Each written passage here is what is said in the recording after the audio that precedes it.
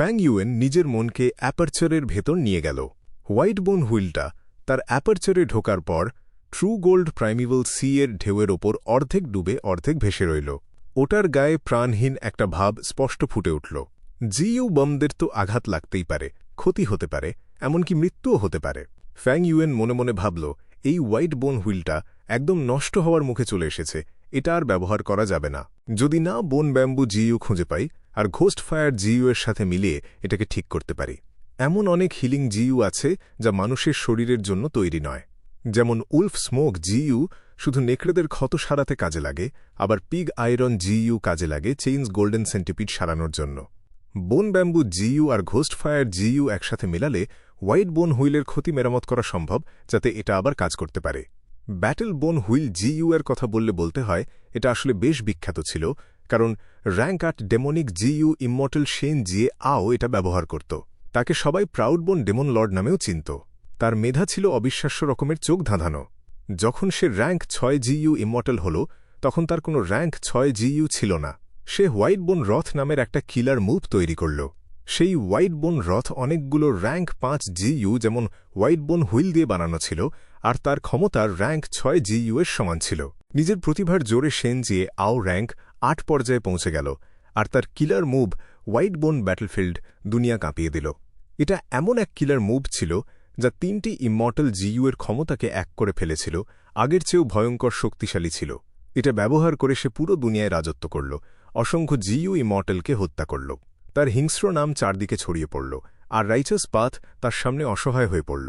ফ্যাং ইউয়েন মনে মনে একটা দীর্ঘশ্বাস ফেলে ভাবল, আমি কবে এমন এক পর্যায়ে পৌঁছাতে পারব? আগের জীবনে ফ্যাং ইউয়েন প্রায় ৫০০ বছর বেঁচেছিল এবং র্যাঙ্ক ৬ জিইউ ইমমর্টাল হয়েছিল, যা র্যাঙ্ক ৭-এর একদম কাছাকাছি ছিল। পরবর্তীতে যখন সে স্প্রিং অটম সিকাডা রিফাইন করল, তখন রাইচাস পাথের লোকেরা তাকে আক্রমণ করল, আর ফলস্বরূপ সে নিজেই আত্মবিস্ফোরণ ঘটাল।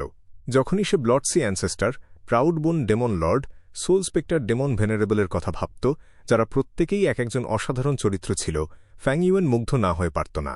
সে মনে মনে বলল, এই বর্তমান যুগের একজন মানুষ হিসেবে আমারও এদের মতোই হওয়া উচিত। কোনো পার্থিব নিয়মের বাঁধনে না আটকে থাকা, কোনো দ্বিধা ছাড়া কাজ করা, যাকে অপছন্দ তাকে মেরে ফেলা। যখন আমার মন চাইবে তখন আমি সব সৃষ্টিকে ধ্বংস করব, আর যখন ভালো লাগবে তখন দুনিয়ার কল্যাণ করব। আমার আবেগের ওপর নির্ভর করে পৃথিবী চলবে, আমি সবকিছু নিয়ন্ত্রণ করব, আর যে শত্রু বাধা দেবে তাকে পায়ের নিচে পিষে ফেলব। এটাই তো আসল মুক্তি, এক আনন্দময় আর বাঁধনহীন জীবন। ফ্যাং ইউয়েন মন খুলে একটা লম্বা দীর্ঘশ্বাস ফেলল, আর পকেট থেকে ব্রাইট পার্ল জিইউ বের করল। ব্রাইট পার্ল জিইউ এর গায়ে ধুলো জমে গিয়েছিল, আলোটাও কমে এসেছিল। এর ভেতরে ফিক্সড ইমমর্টাল ট্রাভেল সিল করা ছিল, আর সেই ইমমর্টাল জিইউ এর অরা দিন দিন ম্লান হয়ে আসছিল। ফ্যাং ইউয়েন এবার ডার্ক টস জিইউ বের করল। এই জিইউ আর ডাস্টি জিইউ দেখতে প্রায় একই রকম ছিল, রেশম গুটির মতো আকার, শুধু পার্থক্য এটা ছিল কুচকুচে কালো রঙের। ফ্যাং ইউয়েন তার প্রাইমিভাল এসেন্স ঢালল, কালো গুটিটা নড়ে উঠল। ওটা থেকে 10টা সাপের মতো সুঁড় বের হয়ে এলো, আর ব্রাইট পার্ল জিইউ এর গায়ে পেঁচিয়ে বসল। কিছুক্ষণের মধ্যেই ব্রাইট পার্ল জিইউ পুরোপুরি কালো রেশম গুটির ভেতর ঢেকে গেল। এটাকে বলা হতো tossing pearls in the dark, যা 5 রিজেন্সের যুদ্ধের সময় তৈরি করা হয়েছিল জিইউ ওয়ার্মদের অরা পুরোপুরি লুকিয়ে ফেলার জন্য। এই কারণে ফিক্সড ইমমর্টাল ট্রাভেলের অরা এখন আরও হালকা হয়ে গেল। পাশে দাঁড়িয়ে থাকা গে ইয়াও ব্যাপারটা আস্তে আস্তে বুঝতে পারল। সে বলল, যোদ্ধা চাংশান ইয়েন, তুমি কি এই সুন্দর সবুজ প্রজাপতিটাকে সিল করার চেষ্টা করছ? ফ্যাং ইউয়েন তাকে একটা রহস্যময় হাসি উপহার দিল। সে কালো মুক্তোটা পকেটে রেখে দিল আর যুদ্ধক্ষেত্রের গবেষণায় আবার মন দিল। এই যুদ্ধক্ষেত্রটা ২০ বছর আগে তৈরি হয়েছিল চাংশান ইন আর হাতু গুয়ের মধ্যকার এক যুদ্ধের পর। চাংশান ইন ছিল rank ৪ peak stage GU master, আর হাতু গু ছিল rank ৫ initial stage GU master, যার সাথে একদল অনুসারীও ছিল। দুজনে মূলত ছোটবেলার বন্ধু ছিল, কিন্তু তারা একই মেয়ের প্রেমে পড়েছিল। মেয়েটি শেষ পর্যন্ত চাংশান ইয়েনকে বেছে নেয়, আর তারপর থেকেই হাতু গু হিংসার আগুনে জ্বলতে থাকে। দুজনের মধ্যে এমন এক অবিরাম শত্রুতা তৈরি হল, যা কেবল একজনের রক্ত দিয়েই মেটানো সম্ভব ছিল। তু গু চাংশান ইয়েন এর মাকে বিষ খাইয়ে মারার পর স্নো ওয়াশ জিইউ খোঁজার নামে নেকড়ের দল নিয়ে পয়জনাস প্লেইন্সের গভীরে চলে আসে। চাংশান ইয়েন সেখানে আগে থেকেই ওতো পেতেছিল। তু গু যখন তার ডাকাত দলকে নিয়ে এলো, তখন চারদিক থেকে নেকড়ের বিশাল পাল তাদের উপর ঝাঁপিয়ে পড়ল। সূর্যাস্ত পর্যন্ত চলল এক মরণপণ রক্তক্ষয়ী লড়াই। শেষমেশ সব নেকড়ে মারা গেল, আর ঘোড়সওয়ার ডাকাতদের অনেকেই নিহত হল কিংবা পালিয়ে গেল। চাংশান ইয়েন একদম ক্লান্তির শেষ সীমায় পৌঁছে গিয়েছিল, আর তু গু এর প্রাইমিভাল এসেন্স পুরোপুরি শেষ হয়ে গেল। তারা দুজনে তখন খালি হাতে মারামারি শুরু করল। দুজনেই চোখ লাল করে যুদ্ধ চালিয়ে গেল, আর সুবিধার জন্য আশপাশের সবকিছু ব্যবহার করতে লাগল। তারা মাটিতে গড়াগড়ি খেল, দাঁত দিয়ে কামড়ে দিল, হাত দিয়ে খামচে ধরল, যতক্ষণ না শরীরের সব শক্তি নিঃশেষ হয়ে গেল। তারপর তারা মাটিতে লুটিয়ে পড়ল। দম নেওয়ার মতো শক্তিও তাদের শরীরে আর অবশিষ্ট রইল না। এক সময়ের ঘনিষ্ঠ দুই বন্ধু, যারা এখন চরম শত্রু, একে অপরের থেকে মাত্র 2-3 কদম দূরে পড়ে রইল। তারা শুধু হাঁপাতে লাগল আর একে অপরের দিকে তাকিয়ে রইল। তারা দুজনেই শক্তিশালী জিইউ মাস্টার ছিল, একজন বীর, অন্যজন রক্তপিপাসু দানব। কিন্তু এই মুহূর্তে তারা একটা অসহায় বাচ্চার মতো দুর্বল ছিল। একটা সাধারণ খরগোশও যদি এসে তাদের মুখে চেপে বসত, তারা দম বন্ধ হয়ে মারা যেত। এই অচলাবস্থার মাঝেই হঠাৎ হাতু গু অট্টহাসিতে ফেটে পড়ল। সে যাই হোক না কেন র্যাঙ্ক 5 জিইউ মাস্টার ছিল, আর তার প্রাইমিভাল এসেন্স পুনরুদ্ধারের গতি চাংশান ইয়িন এর চেয়ে দ্রুত ছিল। তু গু এর প্রাইমিভাল এসেন্স আগে ফিরে এলো, যা দিয়ে সে একটা বিষাক্ত হাড়ের বর্ষা ছুঁড়ে মারতে পারল। বর্ষাটা ছুটে আসতে দেখে চাংশান ইয়িনের চোখ বড় হয়ে গেল। এক অদ্ভুত অলৌকিক শক্তি যেন তার ভেতর ভর করল। সর্বশক্তি দিয়ে সে তার অর্ধেক শরীর ঘুরিয়ে নিতে পারল, কিন্তু মাথার দিকে তাক করা সেই বিষাক্ত হাড়ের বর্ষা সোজা এসে তার বুকে বিঁধল। তীব্র ব্যথায় চাংশান ইয়িন গর্জন করে উঠল, কিন্তু স্ট্রেংথ গুয়ের ওপর ভরসা করে সে হাড়ের বর্ষাটা ভেঙে ফেলল আর ভাঙা টুকরোটা শক্ত করে হাতে চেপে ধরল।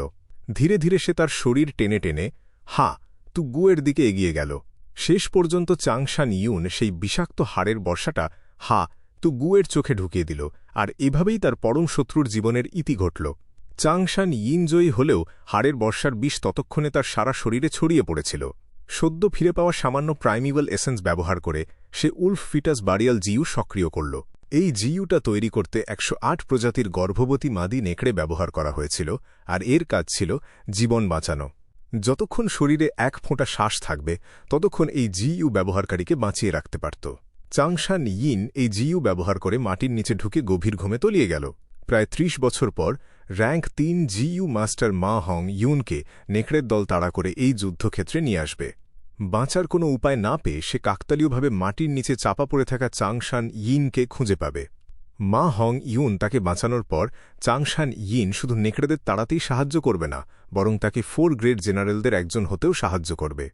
ভবিষ্যতে তৃণভূমির ক্ষমতার লড়াইয়ে চাংশান ইয়িন অসংখ্য অবদান রাখবে, আর একসময় দাস হিসেবে জন্ম নেওয়া মা হং ইউন পুরো ইম্পেরিয়াল কোর্টের অধিপতি হয়ে উঠবে।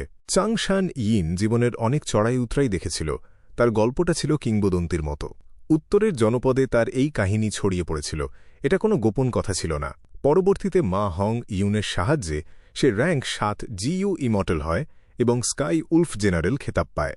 অবশেষে সেন্ট্রাল কন্টিনেন্টের আক্রমণ ঠেকানোর সময় সে যুদ্ধে মারা যায়, আর তার উত্তরসূরিরা তার জীবনী লিখে রেখেছিল, যে কারণে ফ্যাং ইউয়েন তার ইতিহাস সম্পর্কে এত ভালো জানত। ফ্যাং ইউন চমকে উঠে বলল, পেয়ে গেছি। তার দীর্ঘ খোঁজাখুঁজির অবশেষে সমাপ্তি ঘটল। সে সামনে এগিয়ে ঘাসের ওপর একটা বিশাল নেকড়ের লেজ দেখতে পেল। লেজটা কাদায় মাখামাখি ছিল, আর বিষাক্ত ঘাসে ঢাকা ছিল। সহজে বোঝার উপায় ছিল না। ফ্যাং ইউয়েন যদি ধৈর্য ধরে এত সতর্কভাবে না খুঁজত, তবে এটা খুঁজে পাওয়া অসম্ভব হতো।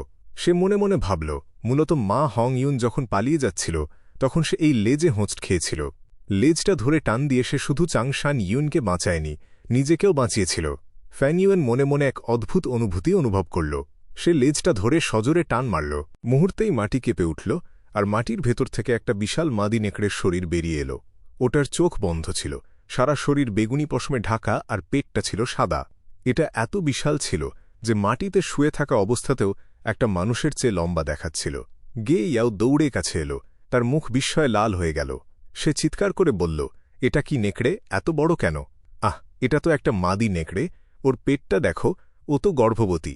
ফ্যাং Yuan moving perspective cup GU থেকে একটা ধারালো ছুরি বের করতে করতে বলল, এটা কোনো নেকড়ে নয়, এটা একটা জিইউ। সে ছুরি দিয়ে নেকড়েটার পেটে একটা লম্বা চেরা দিল। সাথে সাথেই পেটটা ফেটে গেল, আর রক্তের সাথে মিশে প্রচুর অ্যামোনিয়টিক তরল চারদিকে ছিটকে বের হল। ফ্যাং ইউয়েনের শরীরের নিচের অংশ ভিজে গেল। গে ইয়াও এটা দেখে নোংরা পানি থেকে বাঁচতে এক লাফে সরে গেল। তারপর হাঁ করে তাকিয়ে অবাক হয়ে বলে উঠল, নেকড়ের পেটের ভেতর একটা মানুষ কেন?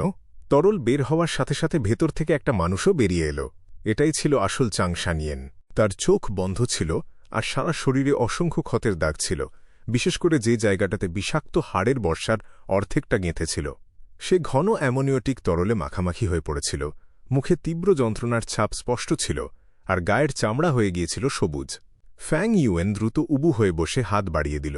দেখে মনে হল সে চাংশান ইউনের ক্ষত পরীক্ষা করছে, কিন্তু গোপনে সে চাংশান ইউনের ঘাড় মটকে দিল। বেচারা চাংশান ইউন, যে বীর শত্রুকে খতম করে নিজের জিউ ওয়াম দিয়ে ২০ বছর বেঁচে রইল, আর ১০ বছর পর যার ভাগ্যদেবতা এসে তাকে রক্ষা করার কথা ছিল, সে ফ্যাং ইউয়েনের হাতে শেষ হয়ে গেল। সেই বিখ্যাত স্কাইউলফ জেনারেল আর ভবিষ্যতের র্যাঙ্ক ৭ জিউ ইমর্টালকে ফ্যাং ইউয়েন কোনো সুযোগ না দিয়েই মেরে ফেলল। চাংশান ইউনের ক্ষজ্ঞান অবস্থাতেই মারা গেল, কোনো প্রতিরোধ করতে পারল না, শুধু শেষ একটা ক্ষীণ শ্বাস বের হয়ে এল। ফ্যাং ইউয়েন যখন তাকে মারল, তার শরীর একবারও কাঁপল না। অজ্ঞান থাকায় সে নিজের জিউ ওয়ামগুলোকে আত্মবিস্ফোরণ ঘটানোর কোনো সুযোগও পেল না।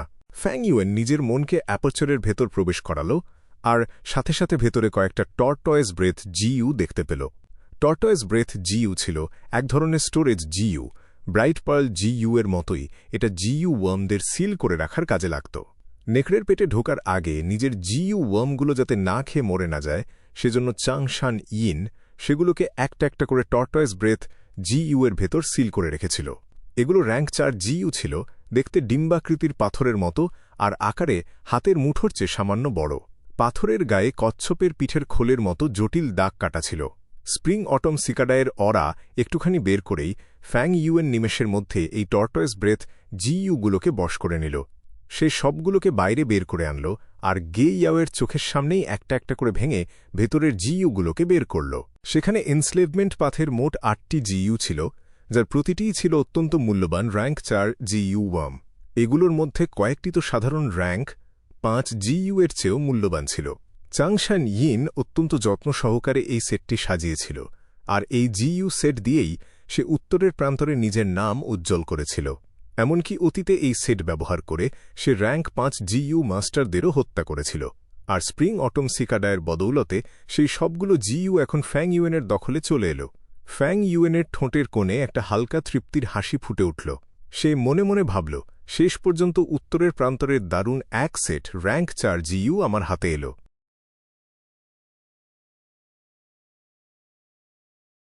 কিন্তু শুধু জিইউ ওয়ার্মসগুলো সংগ্রহ করাই ফ্যাং ইউয়েনের এই যাত্রার মূল উদ্দেশ্য ছিল না।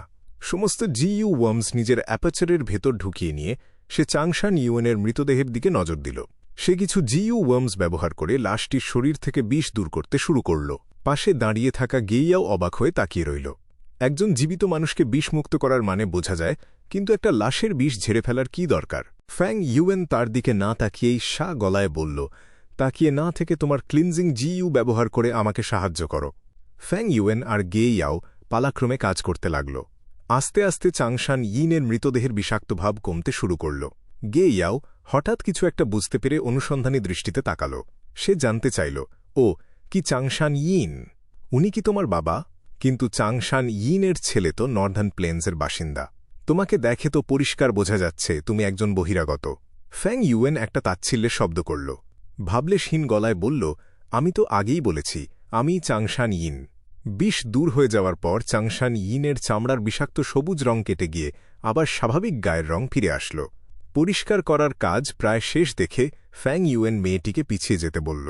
সে চাংশান ইনের গায়ের সব জামাকাপড় খুলে নিল আর পানি দিয়ে ধুয়ে ফেলল।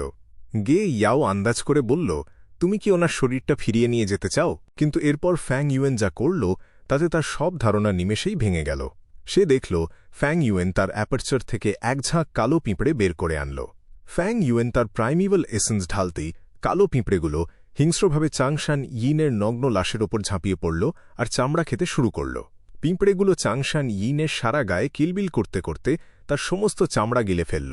শরীরটাকে পরিণত করল পেশি আর রগের এক বিভৎস মাংসপিণ্ডে, যার কোনো চেনার উপায় রইল না। এই দৃশ্য দেখে গে ইয়াও কোনোমতে নিজের বমি আটকে রাখল। কাজ শেষ হলে ফ্যাং ইউয়েন পিঁপড়েগুলোকে আবার সংগ্রহ করে নিল। এরপর সে মাটি থেকে একটা বীজ বের করে মাটিতে পুঁতে দিল। প্রাইমিভাল এসেন্স ঢালার সাথে সাথে বীজটি চোখের পলকে শেকড় গজিয়ে অঙ্কুরিত হয়ে একটা অদ্ভুত সুন্দর ফুলে পরিণত হল। ফুলটি পুরোপুরি ফুটে উঠলেও দেখতে অত্যন্ত অদ্ভুত ছিল, যেন তা মানুষের চামড়ার পাতলা আস্তরণে ঢাকা মুখের ভেতরের কাঁচা মাংসের মতো। পাপড়ির ভেতরের অংশে দেখা যাচ্ছিল ধারালো করাতের মতো ছোট ছোট দাঁতের সারি। কালো পিঁপড়েগুলো একজোট হয়ে ফুলের ওপর উঠে গিয়ে তার একেবারে ভেতরে ঢুকে গেল। ভেতরে ঢোকা মাত্র ফুলটি আবার বন্ধ হয়ে গেল। তার ভেতরের দাঁতগুলো পাগলের মতো ঘুরতে শুরু করল আর একে অপরের সাথে ঘষা খেয়ে এক তীব্র কাঁপুনির সৃষ্টি করল। ফ্যাং ইউয়েন আরেকটি অচেনা জিইউ বের করল, যা বহু রঙের আগুনে রূপান্তরিত হয়ে ফুলের মাথায় গিয়ে বসল। আগুনে পুড়ে ফুলটি ছটফট করতে করতে বিকট এক তীব্র চিৎকার ছুঁড়ে দিল। ফুলের সেই তীক্ষ্ণ আর্তনাদ সহ্য করতে না পেরে গে ইয়াও দুই কানে হাত চেপে আরও কয়েক কদম পিছিয়ে গেল। এই পর্যায়ে মেয়েটি বুঝতে পারল কিছু একটা মারাত্মক অন্যায় ঘটছে। এই অদ্ভুত কায়দা স্পষ্টতই ডেমনিক পাথের কাজ। ভয়ে গিয়ে ইয়াওর মুখ ফ্যাকাশে হয়ে গেল। সে ফ্যাং ইউয়েনের দিকে তাকিয়ে দেখল তার মুখের কোনো ভাবান্তর নেই। সে স্থির হয়ে দাঁড়িয়ে জলজ্জলে চোখে ফুলের দিকে তাকিয়ে আছে। হঠাৎ ফ্যাং ইউয়েনের দুই চোখ থেকে আলোর ঝলকানি বের হল। সে চিৎকার করে বলল, খোলো। ফুলের পাপড়ির মাঝখান দিয়ে সামান্য ফাঁক হতেই বহু রঙের সেই আগুন ভেতরে ঢুকে গেল। পরক্ষণেই পুরো ফুলটি হঠাৎ বিস্ফোরিত হল এবং সেখান থেকে একটা জিইউ বম উড়ে বের হয়ে আসল। বহুরঙা সেই জিইউ বমের রং ক্রমাগত বদলাচ্ছিল, কখনো হলদেটে সবুজ, আবার কখনো রক্তবেগুনি, যেন আকাশে ওঠা কোনো ধোঁয়ার মেঘ। ফ্যাং ইউয়েন স্বস্তির নিঃশ্বাস ফেলে বলল, হিউম্যান স্কিন গু। অবশেষে এর রিফাইনমেন্ট সফলভাবে শেষ হল। এরপর সে নিজের অ্যাপারচার থেকে একটি ওল্ড রিমুভাল জিইউ বের করল, যা সাথে সাথে রূপ নিল এক শীতল বাতাসে। বাতাসটি ফ্যাং ইউয়েনের সারা শরীরে ছড়িয়ে পড়ে তার চামড়া, পেশি আর হাড়ের গভীরে প্রবেশ করল। ফ্যাং ইউয়েন আগে নিজের শরীরকে শক্তিশালী করার জন্য 3টি জিইউ ব্যবহার করেছিল: ancient bronze skin, essence iron bones এবং গোল্ডেন স্টিল টেন্ডেন্স। শীতল বাতাসটি তার সেই সমস্ত পুরনো পরিবর্তন নিমেষে ধুয়ে মুছে সাফ করে দিল। এরপর সে মুভিং পার্সপেক্টিভ কাপ গু থেকে একটা ধারালো ছুরি বের করল। হাতে ছুরিটি শক্ত করে ধরে সে গে ইয়াওকে সতর্ক করে বলল, এরপরের দৃশ্যটা একটু রক্তাক্ত হতে চলেছে, তোমার চোখ বন্ধ করে রাখা উচিত। গে ইয়াও বুক ভরে একটা শ্বাস নিল। বিভ্রান্ত হয়ে কোনো কথা বলতে পারল না, কিন্তু পরের মুহূর্তেই তার চোখের মণি সংকুচিত হয়ে গেল। ভয়ে চিৎকার করে উঠে দুই হাতে মুখ ঢাকল। তার আতঙ্কিত চোখের সামনে ফ্যাং ইউয়েন ছুরিটা নিজের বুকে বসিয়ে দিয়ে আলতোভাবে কেটে ফেলল। সে নিজের গলা থেকে তলপেট পর্যন্ত লম্বা একটা চেরা দাগ টেনে দিল। কিন্তু আশ্চর্যের বিষয়, তার শরীর থেকে কোনো রক্ত বের হল না, কারণ সে আগেই স্টঞ্চ ব্লিডিং জিইউ প্রস্তুত করে রেখেছিল। এরপর ফ্যাং ইউয়েন কোনো অভিব্যক্তি ছাড়াই ছুরিটা নিজের শরীরের মাঝামাঝি চালাল। তারপর হাত বাড়িয়ে বুকের পুরো চামড়া টেনে ছিঁড়ে ফেলল। এই চরম বিভৎস দৃশ্য দেখে মেয়েটি ভয়ে কাঁপতে কাঁপতে বারবার পিছিয়ে গেল। তার পুরো মুখ কাগজের মতো সাদা হয়ে গেল। তীব্র যন্ত্রণা সহ্য করতে দাঁতে দাঁত চেপে রইল ফ্যাং ইউয়েন। তার মনের নির্দেশে বাতাসে ভাসতে থাকা সেই রঙিন ধোঁয়া তার রক্তমাখা খোলা বুকের ওপর নেমে আসল। একটা অদ্ভুত হিসহিস শব্দের সাথে সাথে ফ্যাং ইউয়েনের খোলা মাংসের ওপর নতুন চামড়ার আস্তরণ গজিয়ে উঠল। অদ্ভুত ব্যাপার হল, সদ্য গজানো হলেও সেই চামড়ায় কোনো কচি ভাব ছিল না, বরং তা ছিল পুরনো চামড়ার মতো শক্ত ও ফ্যাকাশে। এরপর সে একইভাবে নিজের দুই হাত আর দুই পায়ের চামড়া সম্পূর্ণ তুলে ফেলে নতুন চামড়া গজিয়ে নিল। গে ইয়াও ধীরে ধীরে ঘটনাটা বুঝতে পেরে স্তম্ভিত হয়ে তাকিয়ে রইল। পিঠের চামড়া তোলার সময় ফ্যাং ইউয়েনকে বেশ বেগ পেতে হল, তবে প্রচণ্ড পরিশ্রমে সে সফল হল। অবশেষে এলো সবথেকে গুরুত্বপূর্ণ অংশ, তার মুখ। ফ্যাং ইউয়েন একটু থামল, সামান্য জিরিয়ে নিয়ে ছুরিটা নিজের চোখের পাতার সামনে তুলল। ভয়ে গে ইয়াওর পুরো শরীর কাঁপছিল, কিন্তু ফ্যাং ইউয়েনের হাত ছিল লোহার মতো অটল। সে নিখুঁতভাবে প্রথমে চোখের পাতা কাটল, তারপর চোখের কোটর, তারপর ছুরির ডগা ঘুরিয়ে কান বেয়ে গাল থেকে চিবুক পর্যন্ত নিয়ে গেল। চিবুক ঘুরিয়ে সে অন্য পাশেও একই কাজ করল এবং একটা নিখুঁত বৃত্ত সম্পূর্ণ করল। এরপর গে ইয়াও দেখল ফ্যাং ইউয়েন নিজের পুরো মুখমণ্ডলের চামড়া টেনে খুলে ফেলল। ভয়ে মেয়েটির বুক ধড়ফড় করতে লাগল, পা দুটো অবশ হয়ে এল। রঙিন ধোঁয়াটা আবার উড়ে এসে তার মুখের ওপর বসে নতুন এক স্তরের চামড়া তৈরি করল। এরপর ফ্যাং ইউয়েন একইভাবে নিজের ঘাড়, কান আর মাথার তালুর চামড়া বদলে ফেলল। সে যখন গে ইয়াওর দিকে মুখ ঘোরাল, তখন সে পুরোপুরি এক নতুন মানুষ, চাংশান ইয়েন। সে শান্ত গলায় বলল, আমি তো আগেই বলেছি, আমিই চাংশান ইয়েন। গে ইয়াও অবিশ্বাস্য চোখে তাকিয়ে রইল। ফ্যাং ইউয়েন নিখুঁত নর্দার্ন প্লেন্সের আঞ্চলিক টানে কথা বলছিল। ফ্যাং ইউয়েন সবসময় এই টানে কথা বলতে পারত, কিন্তু সে আগে তা ইচ্ছে করেই প্রকাশ করেনি। মেয়েটি কাঁপতে কাঁপতে আঙুল তুলে চিৎকার করে উঠল, তুমি তুমি। ফ্যাং ইউয়েন মনে মনে উপহাস করে ভাবল, মানুষের শরীর তো কেবল একটা মাংসের চামড়ার থলি ছাড়া কিছু নয়, আমি শুধু থলিটা বদলেছি। রূপ আর সৌন্দর্য তো ক্ষণস্থায়ী জিনিস। পৃথিবীতে অমরত্বের কোনো পথ ছিল না, কিন্তু এই দুনিয়ায় কেবল অনন্ত জীবনই একমাত্র লক্ষ্য। এই হিউম্যান স্কিন জিইউ শত বছর পরে 5 রিজন্সের বিশৃঙ্খল যুদ্ধের সময় তৈরি হবে। তখন সেন্ট্রাল কন্টিনেন্টের জিইউ মাস্টার্সরা শত্রুপক্ষের ভেতরে ঢুকে পড়ে গুপ্তহত্যা চালাবে আর অন্য 4টি অঞ্চলকে সন্দেহের মুখে ফেলে দেবে। ভয় পাওয়া মেয়েটির দিকে কোনো পাত্তা না দিয়ে সে নিজের হাত চোখের সামনে তুলে দেখল। তার হাতের আঙুলের ছাপ আর তালুর রেখা হুবহু চাংশান ইনের মতো হয়ে গিয়েছিল। এরপর সে নিজের বুকে হাত দিয়ে দেখল মসৃণ বুক জুড়ে এখন ঘন লোম গজিয়েছে, যা গলা থেকে নিচের দিকে নেমে গেছে। সে নিজের শক্ত নাক আর খসখসে গালে হাত দিল। আয়না বের করে দেখল বয়সের ছাপ আর পাকা চুল পর্যন্ত নিখুঁতভাবে ফুটে উঠেছে। হিউম্যান স্কিন জিইউ শুধু চামড়াই বদলায় না, হাড়ের গঠন, চোখের রং, পুরনো ক্ষতচিহ্ন পর্যন্ত হুবহু নকল করে ফেলে। গে ইয়াওর মনে হল যেন এক মৃত মানুষ তার চোখের সামনে জীবন্ত হয়ে উঠেছে। সে সতর্ক দৃষ্টিতে তাকিয়ে বলল, তুমি আসলে কে? ফ্যাং ইউয়ান মৃদু হেসে নরম গলায় বলল, আমি তো আগেই বলেছি, আমিই চাংশান ইন। গে ইয়াও ক্ষিপ্ত হয়ে চেঁচিয়ে বলল, তুমি কি আমাকে বোকা ভাবছ? আমি নিজের চোখে সব দেখেছি, আর তুমি বহিরাগত হয়ে আমাদের নর্দার্ন প্লেন্সের টানে কথা বলা বন্ধ করো। ফ্যাং ইউয়ান গভীর এক দরদি দৃষ্টিতে তাকিয়ে একটা দীর্ঘশ্বাস ফেলল। বলল, শান্ত হও মেয়ে, আমার দিক থেকে তোমার কোনো ভয় নেই। আমি শুরু থেকেই তোমার সাথে কোনো মিথ্যা বলিনি। মেয়েটি জানতে চাইল, তাহলে একটু আগে যা ঘটল তার ব্যাখ্যা কি? ফ্যাং ইউয়ান আকাশের দিকে তাকিয়ে উদাস গলায় বলল, তুমি কি কখনো সোল সিজারের কথা শুনেছ? গে ইয়াও কিছুটা বিভ্রান্ত হয়ে বলল, যখন একটা আত্মা অন্য কারো শরীর দখল করে নেয়। ফ্যাং ইউয়ান শান্তভাবে ব্যাখ্যা করতে লাগল, ঠিক তাই। মৃত্যুর মুখে কোনো উপায় না দেখে আমার আত্মা শরীর ছেড়ে পালিয়েছিল। পয়জন গ্রাসল্যান্ডে সূর্যের আলো না থাকায় আমার আত্মা 20 বছর ধরে ঘুরে বেড়িয়েছে। অবশেষে এই বহিরাগত জিইউ মাস্টারের শরীর দখল করতে পেরেছিলাম। গে ইয়াও অবিশ্বাসভরা গলায় বলল, সত্যি? তুমি যা বলছ তা কি সত্যি সত্যি? ফ্যাং ইউয়ান হেসে বলল, আমার মনে কোনো খারাপ উদ্দেশ্য থাকলে আমি তোমাকেই অনেক আগেই শেষ করে দিতাম, লড়াই করার কৌশল শেখাতাম না। ফ্যাং ইউয়ান আরও বলল, আমি তোমাকে বিশ্বাস না করলে এত কিছু তোমার সামনে করতাম না। তুমি এই মাটির মেয়ে আর আমি মহান চাংশান ইন, তোমার মতো সাধারণ মেয়ের কোনো ক্ষতি আমি করব না। 20 বছর অপেক্ষা করেছি, কারণ আমি কোনো নর্দার্ন প্লেন্সের মানুষের শরীর দখল করতে চাইনি। তুমি কি একজন বহিরাগতের জন্য আমাকে আক্রমণ করবে? সূর্যের মতো উজ্জ্বল এক হাসি দিয়ে সে পরম ধার্মিকের মতো কথাগুলো বলল।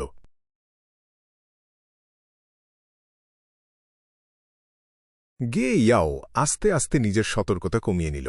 সে বলল, তোমার কথা যুক্তিযুক্ত। তুমি যদি সত্যি চাংশান ইন হও, তবে তুমি আমাদের নর্দার্ন প্লেন্সের মহান নায়ক। একজন সামান্য বহিরাগতের জন্য আমি কখনোই তোমার পথ আটকাতাম না।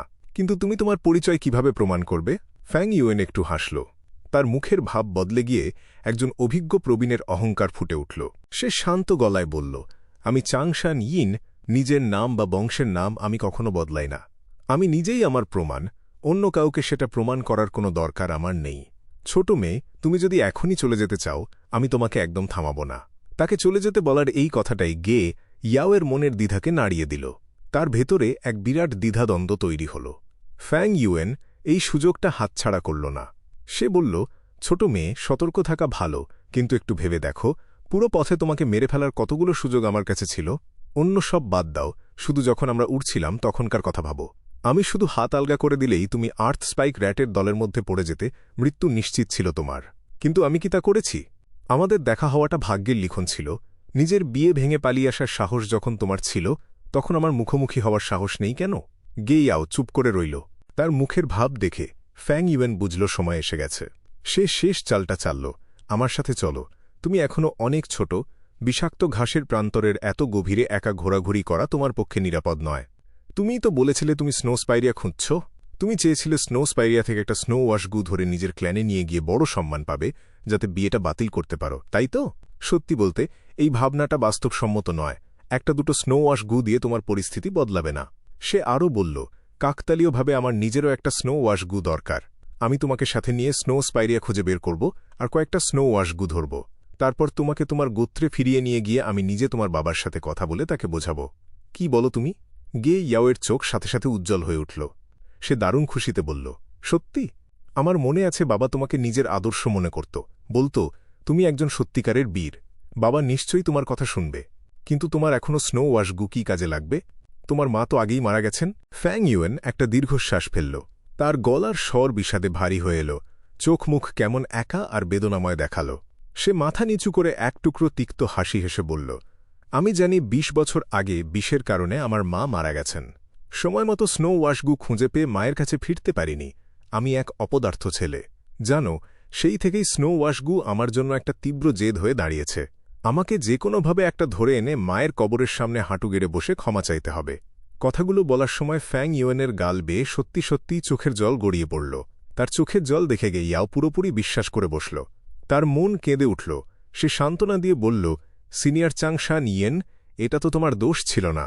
সবকিছু হয়েছিল ওই অভিশপ্ত তু গুর জন্য। ফ্যাং ইউয়েন হাত নেড়ে তাকে থামাল। আর কোনো কথা নয়, চলো এগোই। গে ইয়াও একরাশ অপরাধবোধ নিয়ে ফ্যাং ইউয়েনের পিছু পিছু ছুটল। সে মিনতি করে বলল, আমাকে মাফ করে দাও, আমার ভুল হয়ে গেছে। আমার তোমাকে সন্দেহ করা একদম উচিত হয়নি। ফ্যাং ইউয়েন শান্তভাবে তাকে সান্ত্বনা দিল, যার ফলে মেয়েটির ভেতরের অপরাধবোধ আরও অনেক গুণ বেড়ে গেল। তারা দুজনে পয়জন গ্রাসল্যান্ডের আরও গভীরে হেঁটে চলল। চারপাশের বেগুনি কুয়াশাক্রমেই ঘন থেকে ঘনতর হতে লাগল। বিষ সহ্য করতে পারে এমন হিংস্র নেকড়েও এখন আর এই অঞ্চলে দেখা যাচ্ছিল না। প্রায় 2 থেকে 300 লি পথ হাঁটার পর ফ্যাং ইউয়েন আর গে ইয়াও নিজেদের জিইউ ব্যবহার করে শরীরের বিষ নামাতে বাধ্য হল। আরও 5 থেকে 600 লি যাওয়ার পর সেই বেগুনি কুয়াশা এত ঘন হয়ে উঠল যে নিজের হাত পর্যন্ত দেখা যাচ্ছিল না।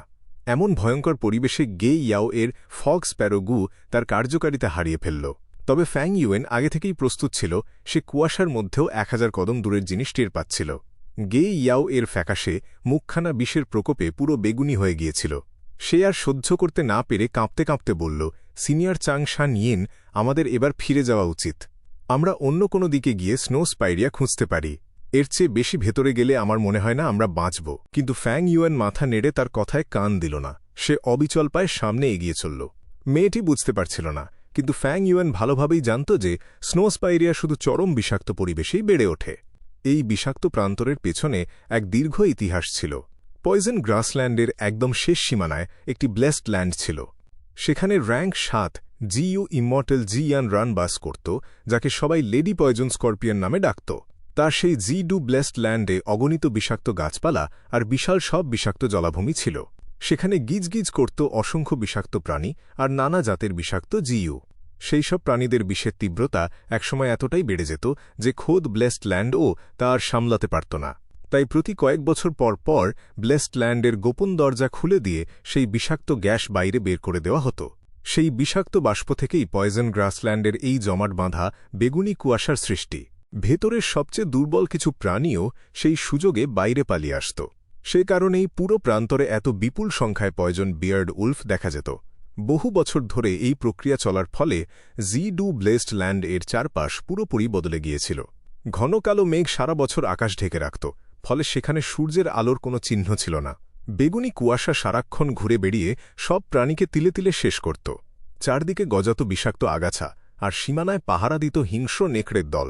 সাধারণ মানুষ ভয়ে এই জায়গার নাম দিয়েছিল বিষাক্ত প্রান্তর। জি-ডু ব্লেসড ল্যান্ড ছিল এই বিষাক্ত প্রান্তরের কেন্দ্রস্থলে, আর ফ্যাং ইউয়েনরা ঠিক সেই কেন্দ্রের কাছাকাছিই চলে এসেছিল। এই গভীর বিষাক্ত কুয়াশার মধ্যেই প্রচুর স্নো স্পাইরিয়া জন্মাত। ফ্যাং ইউয়েন নিশ্চিত ছিল আর একটু এগোলেই সে কাঙ্ক্ষিত গাছটির দেখা পাবে।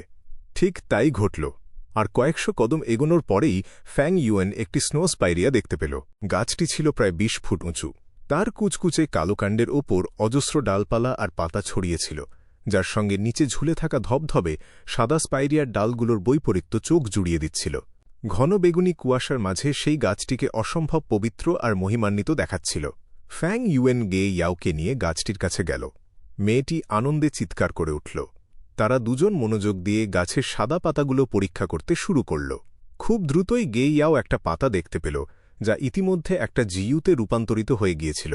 ওটা ছিল একটা স্নো ওয়াশগু, অত্যন্ত মূল্যবান এক র্যাঙ্ক 4 জিইউ। বিষ নিরাময়ে এর অসাধারণ ক্ষমতার কথা নর্দার্ন প্লেন্সের সব জিইউ মাস্টার এক বাক্যে স্বীকার করত। অনেকক্ষণ খুঁজে তারা মোট 3টি স্নো ওয়াশগু সংগ্রহ করতে পারল। ফ্যাং ইউয়েন নিজের জন্য কেবল একটি রাখল আর বাকি দুটো গে ইয়াওকে দিয়ে দিল। এতে মেয়েটির মন তার প্রতি গভীর কৃতজ্ঞতায় ভরে উঠল। স্নো ওয়াশগু পাওয়ার পর ফ্যাং ইউয়েন তার কাছ থেকে একটি কালো মুক্তো বের করল। সেই মুক্তোর ভেতরে rank 6 immortal GU fixed immortal travel seal করা ছিল। মুক্তো থেকে খুব মৃদু মাত্রায় অমর আভা চুয়ে চুয়ে বাইরে বের হচ্ছিল। এই আভা বেশি সময় বাইরে থাকলে যে কোনো জিইউ ইমর্টাল খুব সহজেই তার টের পেয়ে যাবে। ফ্যাং ইউয়েন মনে মনে ভাবল, সময় হয়ে গেছে। সে নিজের অ্যাপারচার থেকে একটি জিইউ বের করে আনল। সে সাথে সাথে তার প্রাইমিভাল এসেন্স সেই জিইউয়ের ভেতরে ঢালল। মুহূর্তের মধ্যে জিইউটি একটি লাল লোহার সিন্দুকে পরিণত হল এবং কালো মুক্তটিকে শক্তভাবে আটকে ফেলল। লোহার সিন্দুকটি বন্ধ হতেই ফিক্সড ইমমর্টাল ট্রাভেলের সেই অমর আভা পুরোপুরি আটকে গেল, বিন্দুমাত্র আভা আর বাইরে বের হতে পারল না। এটা ছিল সান চা মাউন্টেনে টাই ক্ল্যান লিডারের কাছ থেকে ছিনিয়ে নেওয়া তাদের নিজস্ব গু, আয়রন ক্যাবিনেট গু। ফ্যাং ইউয়েন সেই লাল লোহার সিন্দুকটি নিজের পিঠে তুলে নিল এবং গেইয়াওকে সাথে নিয়ে যে পথে এসেছিল সে পথেই ফিরে চলতে শুরু করল। প্রায় 2 থেকে 300 লি হাঁটার পর ফ্যাং ইউয়েন এক জায়গায় থামল। সে নিজের কাছ থেকে আর্থ ট্রেজারি ফ্লাওয়ার কিং গু বের করল, লোহার সিন্দুকটি তার কেশরের ভেতরে রেখে মাটির অনেক গভীরে পুঁতে দিল। এটা ছিল একটি র্যাঙ্ক 5 জিইউ, তাই এটিকে রোপণ করতে ফ্যাং ইউয়েনকে প্রচুর শক্তি খরচ করতে হল। তার শরীরে পর্যাপ্ত প্রাইমিভাল এসেন্স না থাকায় সে ধীরে ধীরে প্রাইমিভাল স্টোনস থেকে শক্তি টেনে নিয়ে গুয়ের ভেতরে পাঠাচ্ছিল। পুরো কাজটি শেষ করতে তার প্রায় 4 ঘণ্টা সময় লেগে গেল। কিং মাও মাউন্টেনে থাকার সময় ফ্যাং ইউয়েন ফ্লাওয়ার ওয়াইন মঙ্কোয়ের গোপন উত্তরাধিকার পেয়েছিল। সেই সন্ন্যাসী নিজের গু পোকাগুলোকে আর্থ ট্রেজারি ফ্লাওয়ার গুয়ের ভেতরে লুকিয়ে রেখেছিল। আর্থ ট্রেজারি ফ্লাওয়ার গু ছিল স্রেফ একটি র্যাঙ্ক 2 জিইউ, কিন্তু একের পর এক ধাপ পার করে সেটা র্যাঙ্ক 5 আর্থ ট্রেজারি ফ্লাওয়ার কিংয়ে রূপান্তরিত হতে পেরেছিল। যখন আর্থ ট্রেজারি ফ্লাওয়ার কিং পুরোপুরি পাপড়ি মেলে দেয় তখন তা সাধারণ আর্থ ট্রেজারি ফুলের চেয়ে 10 গুণ বড় হয়ে ওঠে। এর বিশাল গাঢ় সোনালি রঙের নরম রেশমি পাপড়ি থাকে আর কেশরের গভীরে জমা থাকে সোনালি তরল। কিন্তু এটি যখন গুটিয়ে বন্ধ হয়ে যায় তখন পুরো আকারটি একটি শিশুর মুঠোর চেয়েও ছোট হয়ে আসে। মাটির গভীরে এটি সম্পূর্ণ কুঁকড়ে গিয়ে এমনভাবে লুকিয়ে থাকে যে কোনো ধরনের আভা বাইরে বের হতে দেয় না। ফুলের রাজাটিকে মাটির নিচে পুঁতে ফেলার পর ফ্যাং ইউয়েন ওপরের মাটির সমস্ত চিহ্ন খুব সতর্কতার সাথে মুছে ফেলল। অবশেষে সে সম্পূর্ণ নিশ্চিন্তে ফিক্সড ইমমর্টাল ট্রাভেল গুটিকে গোপন করতে পারল। ফ্যাং ইউয়েনের বর্তমান অ্যাপারচার কোনোভাবেই একটি ইমর্টাল জিইউ ধারণ করতে পারত না, তাই এই পদ্ধতি ছাড়া তার কাছে এটি লুকিয়ে রেখে ভবিষ্যতে ফিরে নেওয়ার আর কোনো উপায় ছিল না। এত বিশাল বিষাক্ত প্রান্তরে মাটির নিচে এমন দুর্লভ এক ইমর্টাল জিইউ লুকানো আছে তা কার বাপের সাধ্য আন্দাজ করে? তবুও অমর গুয়ের আভা একটি উদ্বেগের বিষয় ছিল। এর দীর্ঘস্থায়ী উপস্থিতি যে কোনো সময় শক্তিশালী জিইউ ইমর্টালদের টেনে আনতে পারে। সেই কারণেই ফ্যাং ইউয়েন মাটির নিচে পোঁতার আগে এটিকে সিন্দুক দিয়ে ভালো করে সিল করে নিয়েছিল। সে মনে মনে ভাবল, কোনো জিইউ ইমর্টাল যদি মাটির কয়েকশো লি গভীর পর্যন্ত ভেদ করে দেখতে পারে এমন কোনো অনুসন্ধানী গু নিয়ে না আসে, তবে এটা খুঁজে পাওয়ার সম্ভাবনা নেই বললেই চলে। যদি দুর্ভাগ্যবশত কোনো জিইউ ইমর্টাল সত্যিই এটি খুঁজে পেয়ে নিয়ে যায়, তবে ফ্যাং ইউয়েন সেটাকে নিজের চরম দুর্ভাগ্য বলেই মেনে নেবে। কিন্তু যাই ঘটুক না কেন, সে কোনো অবস্থাতেই ফিক্সড ইমর্টাল ট্রাভেল গু নিজের সাথে বহন করবে না। অমর গুয়ের চেয়ে নিজের জীবনের মূল্য তার কাছে অনেক বেশি। তারা দুজন আবার প্রান্তরের ভেতর দিয়ে হাঁটতে শুরু করল এবং সেই আগের যুদ্ধক্ষেত্রে ফিরে এল। সেখানে পৌঁছে ফ্যাং ইউয়েন আগের পথে না ফিরে অন্য একটি পথ বেছে নিল। সে গে ইয়াও এর রিটার্ন হার্ট গু ব্যবহার করে সঠিক দিকটি চিনে নিচ্ছিল। ফেরার পথটা মোটেও সহজ ছিল না। ফ্যাং ইউয়েন আর গে ইয়াওকে বারবার নেকড়ের দলের ভয়ানক আক্রমণের মুখে পড়তে হচ্ছিল। মাঝে মাঝে তারা 3-4 বার হাজার নেকড়ের বিশাল পালের মুখোমুখিও পড়েছিল। তখন ফ্যাং ইউয়েন বাধ্য হয়ে গে ইয়াওকে কোলে তুলে আকাশে উড়ে গিয়ে সেই মহাবিপদ এড়িয়ে যেত। তারা দুজন বিষাক্ত প্রান্তরের বাইরের সীমানার যত কাছে আসতে লাগল, নেকড়ের সংখ্যা আর আক্রমণের তীব্রতা ততই কমতে শুরু করল। একসময় প্রায় 100 বিষাক্ত নেকড়ের একটি দল ফ্যাং ইউয়েন আর গে ইয়াও এর ওপর ঝাঁপিয়ে পড়ল। ফ্যাং ইউয়েন ভয় না পেয়ে উল্টো উচ্চস্বরে হেসে উঠল। সে শূন্যে ভেসে উঠে নিচের দিকে আঙুল তাক করল। সে চিৎকার করে বলল, উলফ এনস্লেভমেন্ট গু, চলো। একটি র্যাঙ্ক 2 উলফ এনস্লেভমেন্ট গু নীল ধোঁয়ায় রূপান্তরিত হয়ে নিচে নেমে এলো এবং শত নেকড়ের দলপতির ওপর গিয়ে আছড়ে পড়ল। নেকড়ের দলপতিটি প্রচণ্ড ছটফট করতে লাগল, তার আত্মা তীব্র প্রতিরোধ গড়ে তুলল। কিন্তু ফ্যাং ইউয়েনের 100 মানুষের সমান শক্তিশালী আত্মার সামনে সেই প্রতিরোধ এক নিমেষেই ভেঙে চুরমার হয়ে গেল। নেকড়েটি ডেকে উঠল। ফ্যাং ইউয়েন মাটিতে পা রাখা মাত্রই সেই শত নেকড়ের দলপতিটি বাধ্য কুকুরের মতো লেজ নাড়তে নাড়তে ফ্যাং ইউয়েনের পায়ের কাছে এসে ঘুরতে লাগল। তার অধীনে থাকা পুরো নেকড়ের দলটিও দলপতির নির্দেশে শান্ত হয়ে দাঁড়িয়ে রইল এবং ফ্যাং ইউয়েনের অনুগত দাসে পরিণত হল। এটা ছিল ফ্যাং ইউয়েনের বশ মানানো দ্বিতীয় নেকড়ের দল। যত পথ পার হতে লাগল, ফ্যাং ইউয়েনের শক্তি ততই বাড়তে শুরু করল, আর তার চারপাশের নেকড়ের বহরও বিশাল আকার ধারণ করল। যে যাত্রাটি একটু আগেও ছিল এক নিশ্চিত মৃত্যুর পথ, তা অজান্তেই একটি শান্ত আর আরামদায়ক ভ্রমণে পরিণত হল। যখন ফ্যাং ইউয়েনের পেছনে চলা নেকড়ের সংখ্যা 1000-এ পৌঁছে গেল, যার মধ্যে 4টি শত নেকড়ে দলপতি ছিল, তখন এই বিষাক্ত প্রান্তর আর তাদের কাছে মোটেও ভয়ের জায়গা রইল না। এই চরম নিরাপত্তা নিশ্চিত হওয়ার পর ফ্যাং ইউয়েন সাদার্ন বর্ডার থেকে আনা তার জিইউ পোকাগুলোর একটা ব্যবস্থা করার সিদ্ধান্ত নিল। নর্দার্ন প্লেন্স এর মানুষজন স্বভাবতই বহিরাগতদের ঘৃণা করত। তার আসল চেহারা নিয়ে ঘুরলে যে কোনো জায়গায় তাকে চরম সন্দেহ আর বাধার মুখে পড়তে হতো, যা তার সমস্ত পরিকল্পনা নষ্ট করে দিত। আর সাদার্ন বর্ডারের সেই জিইউ পোকাগুলো ছিল এক মস্ত বড় খুঁত, যা নিমেষেই তার পরিচয় ফাঁস করে দিতে পারত। জন্মগতভাবেই সাবধানী ফ্যাং ইউয়েন নিজের সুরক্ষায় এমন কোনো ফাঁকফোকর রাখতে রাজি ছিল না। নর্দার্ন প্লেন্সের বাইরের যত জিইউ পোকা তার শরীরে ছিল, সেগুলোর অবিলম্বে একটি চিরস্থায়ী সমাধান করতেই হতো।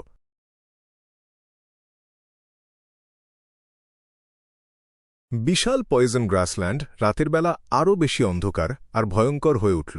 কানের কাছে সনসন করে ঠান্ডা বাতাস বইছিল, আর দূর থেকে ভেসে আসছিল নেকড়েদের ডাক, যা শুনে মনে হচ্ছিল যেন পথহারা অতৃপ্ত আত্মারা কাঁদছে। খোলা ঘাসের ওপর তখন নিঃশব্দে একটা আগুন জ্বলছিল। গে ইয়াও আগুনের খুব কাছে বসে শরীরের সমস্ত ঠান্ডা দূর করার চেষ্টা করছিল। আগুনের ওপর বসানো পাত্রে মাংসের স্যুপ ফুটছিল, আর তা থেকে চমৎকার একটা সুবাস ছড়াচ্ছিল চারপাশে। খিদেও গে ইয়াওয়ের মুখে পানি চলে আসছিল।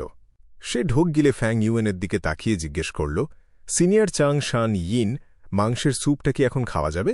ফ্যাং ইউয়েন মেয়েটার মুখোমুখি বসেছিল, তাদের মাঝখানে জ্বলছিল লাল আগুন। সে হাত বাড়িয়ে মুভিং পার্সপেক্টিভ কাপ গু বের করে খুব শান্ত গলায় বলল, তাড়াহুড়োর কিছু নেই, শুকনো মাংসটা কেবল পাত্রে পড়েছে, ওটা ভালো করে ফুটতে হবে। কিছুক্ষণ অপেক্ষা করো, মাংসটা যখন নরম আর রসালো হবে তখন খেতে দারুণ লাগবে। গে ইয়াও ঠোঁট ফুলিয়ে বলল, উফ, এখনও এতক্ষণ অপেক্ষা করতে হবে। আগুনের নরম আলোয় তার সুন্দর মুখটা চমকাচ্ছিল, আর নর্দার্ন প্লেন্সের ঐতিহ্যবাহী লম্বা পোশাক ও সুন্দর অলঙ্কারে তাকে সত্যিই অসাধারণ লাগছিল। কিন্তু এমন স্নিগ্ধ দৃশ্য ফ্যাং ইউয়েনের মনোযোগ কাড়তে পারল না। তার পুরো নজর ছিল হাতের মুভিং পার্সপেক্টিভ কাপ গুয়ের ওপর। মুভিং পার্সপেক্টিভ কাপ গু আসলে একটি র্যাঙ্ক 5 গু, তবে নর্দার্ন প্লেন্সে আসার কারণে এর ক্ষমতা কমে র্যাঙ্ক 4-এ নেমে গিয়েছিল। এর ধারণ ক্ষমতা অন্য র্যাঙ্ক 4 গু এর চেয়েও কম ছিল, এবং একে খাওয়ানোর খরচ ছিল অসম্ভব বেশি, এমনকি এর পেছনে প্রচুর প্রাইমিভাল এসেন্স খরচ হতো। তবুও ফ্যাং ইউয়েন নিজের এত শক্তি আর সম্পদ খরচ করে এটা তৈরি করেছিল, কারণ এর পেছনে এক গভীর ইতিহাস ছিল। এই গুয়ের রহস্য তৈরি করেছিল প্রাচীনকালের থিভিং হেভেন ডেমন ভেনারেবল, যে ছিল ইতিহাসের সবচেয়ে ধনী ভেনারেবল। সে তার সারা জীবন ব্যয় করেছিল রহস্যময় এক স্পেস কেভ খুঁজে বের করার জন্য। রেনজুয়ের উপকথায় স্পেস কেভের কথা প্রথম বলা হয়েছিল, যা ছিল রিভার অফ টাইমের মতোই এক নিষিদ্ধ এলাকা। রিভার অফ টাইমে যেমন অগণতি টাইমপাথ গু থাকে, তেমনি স্পেস কেভের ভেতরেও ছিল অসংখ্য স্পেস পাথ গু। এই গুহা 5টি অঞ্চলকে যুক্ত করেছিল এমন এক গোপন জায়গায়, যা কেউ জানত না। স্পেস কেভের ভেতর থেকে যে কোনো একটা দরজা খুললে পৃথিবীর যে কোনো প্রান্তে পৌঁছানো যেত, যাকে বলা হতো স্পেস ডোর।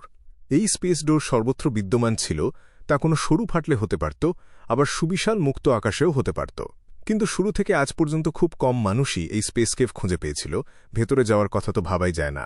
পুরো মানব ইতিহাসে মাত্র একজনই সেখানে ঢুকতে এবং বের হতে পেরেছিল। থিভিং হেভেন ডেমন ভেনারেবল এই মুভিং পার্সপেক্টিভ কাপ গুয়ের রেসিপি আবিষ্কার করেছিল। তার উদ্দেশ্য ছিল গুহায় এই গু পাঠিয়ে সেখানকার বুনো গুগুলো চুরি করে নিয়ে আসা। সে নিজের মূল কাজে ব্যর্থ হলেও অন্য দিক দিয়ে সফল হয়েছিল।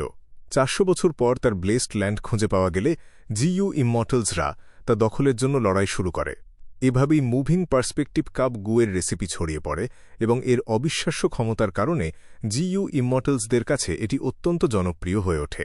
ফ্যাং ইউয়েন তার অ্যাপারচার থেকে গোল্ডেন ড্রাগন গু বের করল। র্যাঙ্ক 4-এর গোল্ডেন ড্রাগন গু নর্দার্ন প্লেন্সের প্রভাবে র্যাঙ্ক 3-এ নেমে গিয়েছিল। সেটা উড়ে গিয়ে মুভিং পার্সপেক্টিভ কাপ গুয়ের ভেতর ঢুকে গেল। ফ্যাং ইউয়েন প্রচুর পরিমাণে প্রাইমিভাল এসেন্স ঢেলে দিল কাপের ভেতরে। সোনালি মাথা আর রূপালি তলাওয়ালা এই কাপটি সাথে সাথে উজ্জ্বল সোনালি রূপালি আলো ছড়িয়ে বাতাসে ভাসতে শুরু করল। ফ্যাং ইউয়েন হাত সরিয়ে নিয়ে কাপটাকে আলতো করে সামনের দিকে ঠেলে দিল। কাপটি বাতাসে ভেসে এগিয়ে যেতে যেতে ধীরে ধীরে মিলিয়ে যেতে লাগল। প্রথমে এর পাশটা উধাও হল, তারপর অর্ধেকটা, এবং শেষে পুরো কাপটাই শূন্যে মিলিয়ে গেল। গে ইয়াও এই অবিশ্বাস্য দৃশ্য দেখে ছিটকে উঠে দাঁড়াল এবং অবাক চোখে তাকিয়ে রইল। একই সময়ে বহু দূরে সেন্ট্রাল কন্টিনেন্টের হু ইমমর্টাল ব্লেসড ল্যান্ডে অন্য ঘটনা ঘটছিল। লিটল হু ইমমর্টাল হঠাৎ কিছু একটা টের পেয়ে সাথে সাথে দাং হন প্যালেসের গোপন কক্ষে টেলিপোর্ট করল। সেই গোপন ঘরের বাতাসে একটা মুভিং পার্সপেক্টিভ কাপ গু জলজলে আলো ছড়িয়ে ভাসছিল। যেন এক অদৃশ্য টানে সেটা ধীরে ধীরে এগিয়ে গিয়ে শূন্যে বিলীন হয়ে গেল।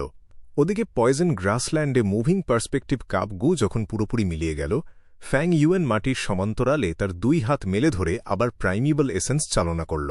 হঠাৎ করেই তার হাতের তালুতে তীব্র সোনালি রূপালী আলো ফুটে উঠল।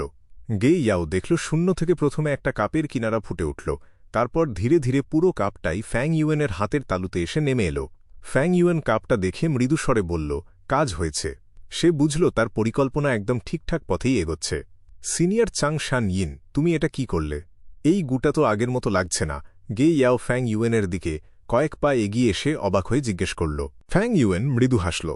সে একটা প্রাইমিবল স্টোন বের করে দ্রুত নিজের প্রাইমিবল এসেন্স ফিরিয়ে আনতে আনতে বলল, কোন দিক থেকে আলাদা মনে হচ্ছে? গে ইয়াও কিছু না বলে কেবল তীক্ষ্ণ দৃষ্টিতে মুভিং পার্সপেক্টিভ কাপ গুটার দিকে তাকিয়ে রইল। হঠাৎ তার চোখ উজ্জ্বল হয়ে উঠল। সে চেঁচিয়ে বলল, এই গুটা তো সত্যি আলাদা। আগেরটার মাথা ছিল সোনালি আর তলা ছিল রূপালী, কিন্তু এটার মাথা রূপালী আর তলা সোনালি। ফ্যাং ইউয়েন আবার হাসল। মেয়েটা ঠিকই ধরেছিল। মুভিং পার্সপেক্টিভ কাপ গু আসলে একটা ছিল না, ছিল দুটো। এই দুটো গুয়ের একটির মাথা সোনালি ও তলা রূপালী, আর অন্যটির মাথা রূপালী ও তলা সোনালি ছিল। দুটো মিলেই তৈরি হতো একটি পূর্ণাঙ্গ জোড়া। নর্থার্ন প্লেন্সে আসার আগে ফ্যাং ইউয়েন একটা কাপ সাথে এনেছিল, আর অন্যটা রেখে এসেছিল হু ইমর্টাল ব্লেসড ল্যান্ডে। যখন সে প্রাইমিভাল এসেন্স ঢেলে দিল, তখন দুটো গু স্পেস কেবে প্রবেশ করে একে অপরের সাথে স্থান বদল করে নিল। ফলে ব্লেসড ল্যান্ডে থাকা কাপটি ফ্যাং ইউয়েনের হাতে চলে এল, আর গোল্ডেন ড্রাগন গু সমেত আগের কাপটি পৌঁছে গেল হু ইমর্টাল ব্লেসড ল্যান্ডে। অতীতে থিভিং হ্যাভেন ডেমন ভেনারেবল চেয়েছিল এই কাপের মাধ্যমে স্পেস কেবের বুনো গু চুরি করতে। সে তাতে ব্যর্থ হলেও অন্যভাবে এই গু এক অবিশ্বাস্য সফলতা এনে দিয়েছিল। সর্বব্যাপী স্পেস কেভকে কাজে লাগিয়ে একজোড়া মুভিং পার্সপেক্টিভ কাপ গু যে কোনো 2 দূরবর্তী জায়গার মধ্যে সম্পদ আদান প্রদান করতে পারত। সবচেয়ে বড় কথা, এটি ছিল র্যাঙ্ক 5-এর গু, কোনো দুর্লভ ইমর্টাল জিইউ ছিল না। ফ্যাং ইউয়েনের আগের জীবনে 5 অঞ্চলের মহাযুদ্ধের সময় এই কাপ ছিল সব দলের কাছে সবচেয়ে লোভনীয় এক সম্পদ। এমনকি জিইউ ইমর্টালসরাও এর জন্য পরস্পরের সাথে রক্তক্ষয়ী লড়াই করত। ফ্যাং ইউয়েন নতুন কাপটির ভেতর থেকে একটা চিঠি বের করে আনল। চিঠিটা লিখেছিল লিটল হু ইমর্টাল, যেখানে ব্লেসড ল্যান্ডের বর্তমান পরিস্থিতির বিস্তারিত বিবরণ ছিল। ফ্যাং ইউয়েন পয়জন গ্রাসল্যান্ডে এসেছিল মাত্র 5 থেকে 6 দিন হল, কিন্তু হু ইমর্টাল ব্লেসড ল্যান্ডে ইতিমধ্যে 1 মাস পার হয়ে গিয়েছিল। চিঠিতে লেখা ছিল যে দাং হোন মাউন্টেন ছাড়া বাকি সব কিছু ঠিকঠাক চলছে। ইমর্টাল ক্রেনসেক্ট লিডার আরেকটি লেনদেনের প্রস্তাব দিয়েছিল, কিন্তু ফ্যাং ইউয়েনের নির্দেশ মতো লিটল হু ইমর্টাল তা প্রত্যাখ্যান করেছে। বেশি লেনদেন করলে ইমর্টাল ক্রেনসেক্ট লিডার ধরে ফেলত যে ফ্যাং ইউয়েন ব্লেসড ল্যান্ডে নেই। ফ্যাং ইউয়েন নর্দার্ন প্লেন্সে থাকলেও ব্লেসড ল্যান্ড নিয়ে সে সবসময় সতর্ক ছিল। এই কাপের মাধ্যমে চিঠি আদান প্রদান করে সে পর্দার আড়াল থেকেই সব নিয়ন্ত্রণ করছিল, যাতে অন্যদের কোনো ষড়যন্ত্র সফল না হয়। চিঠিটা পড়ার পর ফ্যাং ইউয়েন নিজেই একটা উত্তর লিখে ফেলল। গে ইয়াও পাশে দাঁড়িয়ে কিছুই বুঝতে পারল না, কারণ সে সেন্ট্রাল কন্টিনেন্টের ভাষা পড়তে জানত না। চিঠির সাথে ফ্যাং ইউয়েন আরও 3টি র্যাঙ্ক 4 গু কাপের ভেতর পুরে দিল: গোল্ডেন কোট গু, চার্জিং ক্র্যাশ গু আর বোন উইংস গু। কাপের ভেতর যত বেশি জিনিস রাখা হতো, তত বেশি প্রাইমিভাল এসেন্স খরচ হতো। তবে 2 কাপের মধ্যকার ভৌগোলিক দূরত্ব এতে কোনো প্রভাব ফেলত না, কারণ এটি স্পেস কেভের রহস্যময় গোপন পথ ব্যবহার করত। ফ্যাং ইউয়েনের আগের চেষ্টাটা ছিল কেবল পরীক্ষা। কাপটি ঠিকমতো কাজ করছে নিশ্চিত হয়ে সে সাদার্ন বর্ডার এর বাকি সমস্ত গু ব্লেসড ল্যান্ডে পাঠাতে শুরু করল, যাতে লিটল হু ইমর্টাল সেগুলোর যত্ন নিতে পারে। ওদিকে ব্লেসড ল্যান্ডের ভেতর লিটল হু ইমর্টাল টেবিলের ওপর শুয়ে বড় বড় চোখ মেলে শূন্যের দিকে তাকিয়েছিল। কাপে আসা গোল্ডেন ড্রাগন গু ততক্ষণে সরিয়ে নেওয়া হয়েছিল। হঠাৎ কাপটা আবার ভেসে উঠে স্পেস কেভে মিলিয়ে গেল।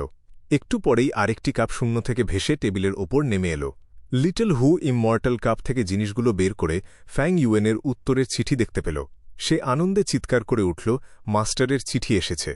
মাত্র একবার জিনিস আদান প্রদান করতেই ফ্যাং ইউয়েনের অ্যাপারচারের সিংহভাগ প্রাইমিভাল এসেন্স শেষ হয়ে গেল। সে হাত বাড়িয়ে আরেকটি প্রাইমিভাল স্টোন চেপে ধরে শক্তি পুনরুদ্ধার করতে লাগল। গে ইয়াও পাশে দাঁড়িয়ে সবকিছু লক্ষ্য করছিল। কৌতূহল সামলাতে না পেরে সে আরও কিছু প্রশ্ন করল, কিন্তু ফ্যাং ইউয়েন শুধু মৃদু হাসল, কোনো উত্তর দিল না। হুঁ, সব ব্যাপারেই রহস্য করা চাই, এমন কিছু আহামরি ব্যাপার না। মেয়েটি মুখ বাঁকিয়ে বিরক্ত হয়ে নিজের আগের জায়গায় গিয়ে বসল। সে মুখ ভার করে ফ্যাং ইউয়েনের দিকে রাগী চোখে তাকিয়ে রইল। ফ্যাং ইউয়েন তাকে পুরোপুরি উপেক্ষা করায় তার রাগ আরও বেড়ে গেল। ছোটবেলা থেকেই বাবার কাছে সে ছিল অসম্ভব আদরের। পুরো গোত্রের মধ্যে সে ছিল সেরা সুন্দরী। কেউ কখনো তাকে এভাবে অবহেলা করার সাহস পায়নি। অথচ পুরো যাত্রাপথে ফ্যাং ইউয়েন তার দিকে ফিরেও তাকায়নি। কত তরুণ যে তার পেছনে ঘুরেছে, যার কারণে তার স্বভাব কিছুটা অহংকারী হয়ে উঠেছিল। কিন্তু ফ্যাং ইউয়েন যখন শক্তি ফিরে পেয়ে তাকে পুরোপুরি ভুলে গিয়ে আবার কাজে মন দিল, তখন মেয়েটির মনের সব রাগ ধীরে ধীরে মিলিয়ে গেল। গে ইয়াও মনে মনে ভাবল, ইনি তো চাংশান ইউন, সেই অপক্ষ ছেলেছোকরাদের সাথে এনার কোনো তুলনাই চলে না। এনার চোখে আমি কে? হয়তো শুধুই এক নগণ্য জুনিয়র। এই কথা ভেবে গে ইয়াওয়ের মন খারাপ হয়ে গেল। সে অপলক দৃষ্টিতে ফ্যাং ইউয়েনের মুখের দিকে তাকিয়ে রইল। হিউম্যান স্কিন গু ব্যবহার করে ফ্যাং ইউয়েন নিজের চেহারায় নর্দার্ন প্লেন্সের খাঁটি পুরুষালী রূপ ফুটিয়ে তুলেছিল, যা মেয়েটির চোখে আরও বেশি আকর্ষণীয় লাগছিল। চাংশান ইন তরুণ বয়সে নিজের গোত্রের অন্যতম সেরা সুদর্শন পুরুষ ছিল। তার চেহারার গড়ন ছিল নিখুঁত, নাকটা ছিল খাড়া ও তীক্ষ্ণ, বাদামি চোখ দুটো ছিল গভীর, আর দৃঢ় ঠোঁট দুটো তার অটল ব্যক্তিত্বের পরিচয় দিচ্ছিল। তার কানের পাশের চুলে পাক ধরতে শুরু করেছিল, যা একজন অভিজ্ঞ ও প্রজ্ঞাবান পুরুষের গাম্ভীর্য প্রকাশ করছিল। এক তরুণীর কাছে এই রূপ ছিল তীব্র আকর্ষণের। আগুনের আলো কেঁপে ওঠার সাথে সাথে ফ্যাং ইউয়েনের মুখের ছায়াও কাঁপছিল। তার চেহারার দৃঢ়তা আর আভিজাত্য যেন চারপাশের পরিবেশকে আচ্ছন্ন করে রেখেছিল। গে ইয়াও ভাবনায় ডুবে গেল, মানুষ হিসেবে আসলে কেমন এই পুরুষ। প্রথম দেখা হওয়ার সেই মুহূর্ত, তার মৃদু হাসির উষ্ণতা, পথনির্দেশ দেওয়ার গভীর জ্ঞান, যুদ্ধের ময়দানে অবিশ্বাস্য সাহস আর নিজের গায়ের চামড়া কেটে ফেলার সময়কার সেই নিখুঁত শান্ত ভাব, সবকিছু মেয়েটির স্মৃতিতে চিরদিনের জন্য খোদাই হয়ে গিয়েছিল। গে ইয়াও আবার ভাবল, এনার অতীত জীবন কেমন ছিল। চাংশান ইনের অতীত ছিল বীরত্বের এক অমর কাহিনী, যা পুরো নর্দার্ন প্লেন্স জুড়ে মানুষের মুখে মুখে ফিরত। সবাই তাকে শ্রদ্ধা করত, ভালোবাসত আর তার প্রশংসা করত। তরুণ বয়সেই তার খ্যাতি ছড়িয়ে পড়েছিল চারদিকে। সে ছিল তার গোত্রের ভবিষ্যৎ আশা। নেকড়ে নিয়ন্ত্রণের অবিশ্বাস্য দক্ষতায় সে সবাইকে তাক লাগিয়ে দিয়েছিল। সবচেয়ে বড় কথা, সে ছিল নীতিবান, ক্ষমাশীল ও দয়ালু। কখনো দুর্বলকে আঘাত করেনি, মা বাবার প্রতি ছিল অনুগত আর গোত্রের যে কোনো প্রয়োজনে সবার আগে এগিয়ে আসত। ভাইয়ের মতো বন্ধুদের রক্ষা করতে সে নিজের জীবন বাজি রাখত। সে এক সুন্দরী নারীকে বিয়ে করেছিল, কিন্তু বিনিময়ে পেয়েছিল বাল্যবন্ধুর চরম বিশ্বাসঘাতকতা। ভাগ্যের নির্মম পরিহাসে এই মানুষটি এক নিমেষে তার মা, বিশ্বস্ত ভাই, ভালোবাসার স্ত্রী সব হারিয়েছিল। এমনকি নিজের জীবনটাও প্রায় শেষ হতে বসেছিল, কিন্তু সে হাল ছাড়েনি। নিজের অদম্য পরিশ্রমে সে মৃত্যুর অতল গহ্বর থেকে ফিরে এসে এমন এক ইতিহাস তৈরি করেছিল, যা সাধারণ মানুষ কল্পনাও করতে পারে না। এই মানুষটা বুকের ভেতর পাহাড়সম কষ্ট আর ক্ষত বয়ে বেড়াচ্ছে, গে ইয়াও মনে মনে ভাবল, এবং এক তীব্র আবেগে তার মনে হল সে ফ্যাং ইউয়েনকে বুকে জড়িয়ে ধরে তার সমস্ত কষ্ট দূর করে দিক, ক্ষতবিক্ষত একাকী এই নেকড়ে রাজাকে একটু সান্ত্বনা দিক। আগুনের কাঠগুলো তখন ফুটছিল আর আগুনের শিখা নাচছিল। ফ্যাং ইউয়েনের দিকে তাকিয়ে গিয়ে ইয়াওয়ের চোখ আরও বেশি ভালোবাসায় ভরে উঠল। সে আর নিজেকে সামলাতে পারল না। রাতের সেই মায়াবী পরিবেশে এক তরুণীর মনের গোপন অনুভূতিগুলো ডালপালা মেলতে শুরু করল। ফ্যাং ইউয়েন যখন কাপের বিনিময় পর্ব শেষ করে প্রাইমিভাল এসেন্স বাড়ানোর জন্য আরেকটি প্রাইমিভাল স্টোন হাতে নিল, তখনই গে ইয়াও তার জীবনের সবচেয়ে বড় সিদ্ধান্তটি নিয়ে ফেলল। সে হঠাৎ উঠে দাঁড়িয়ে পুরো নিস্তব্ধ প্রান্তর কাঁপিয়ে ফ্যাং ইউয়েনের দিকে তাকিয়ে চিৎকার করে উঠল, চাংশান ইন, আমার স্বামী হও। তার এই বলিষ্ঠ কণ্ঠ রাতের শান্ত প্রান্তরে বহুদূর পর্যন্ত প্রতিধ্বনিত হল। কি বললে তুমি? ফ্যাং ইউয়েন কপাল কুঁচকাল। তার 500 বছরের দীর্ঘ অভিজ্ঞতা থাকা সত্ত্বেও এই তরুণের এমন আকস্মিক রূপান্তর সে আগে থেকে আঁচ করতে পারেনি। পরিস্থিতি বুঝে ফ্যাং ইউয়েন মৃদু হেসে বলল, পাগলামি করো না খুকি, আমি তোমার অনেক সিনিয়র। বয়সের হিসেবে আমি তোমার চেয়ে 20 বছরেরও বেশি বড়। আমার ছেলের সাথে বরং তোমাকে মানাবে ভালো। না চাংশান ইউয়েন, আমি তোমাকেই চাই।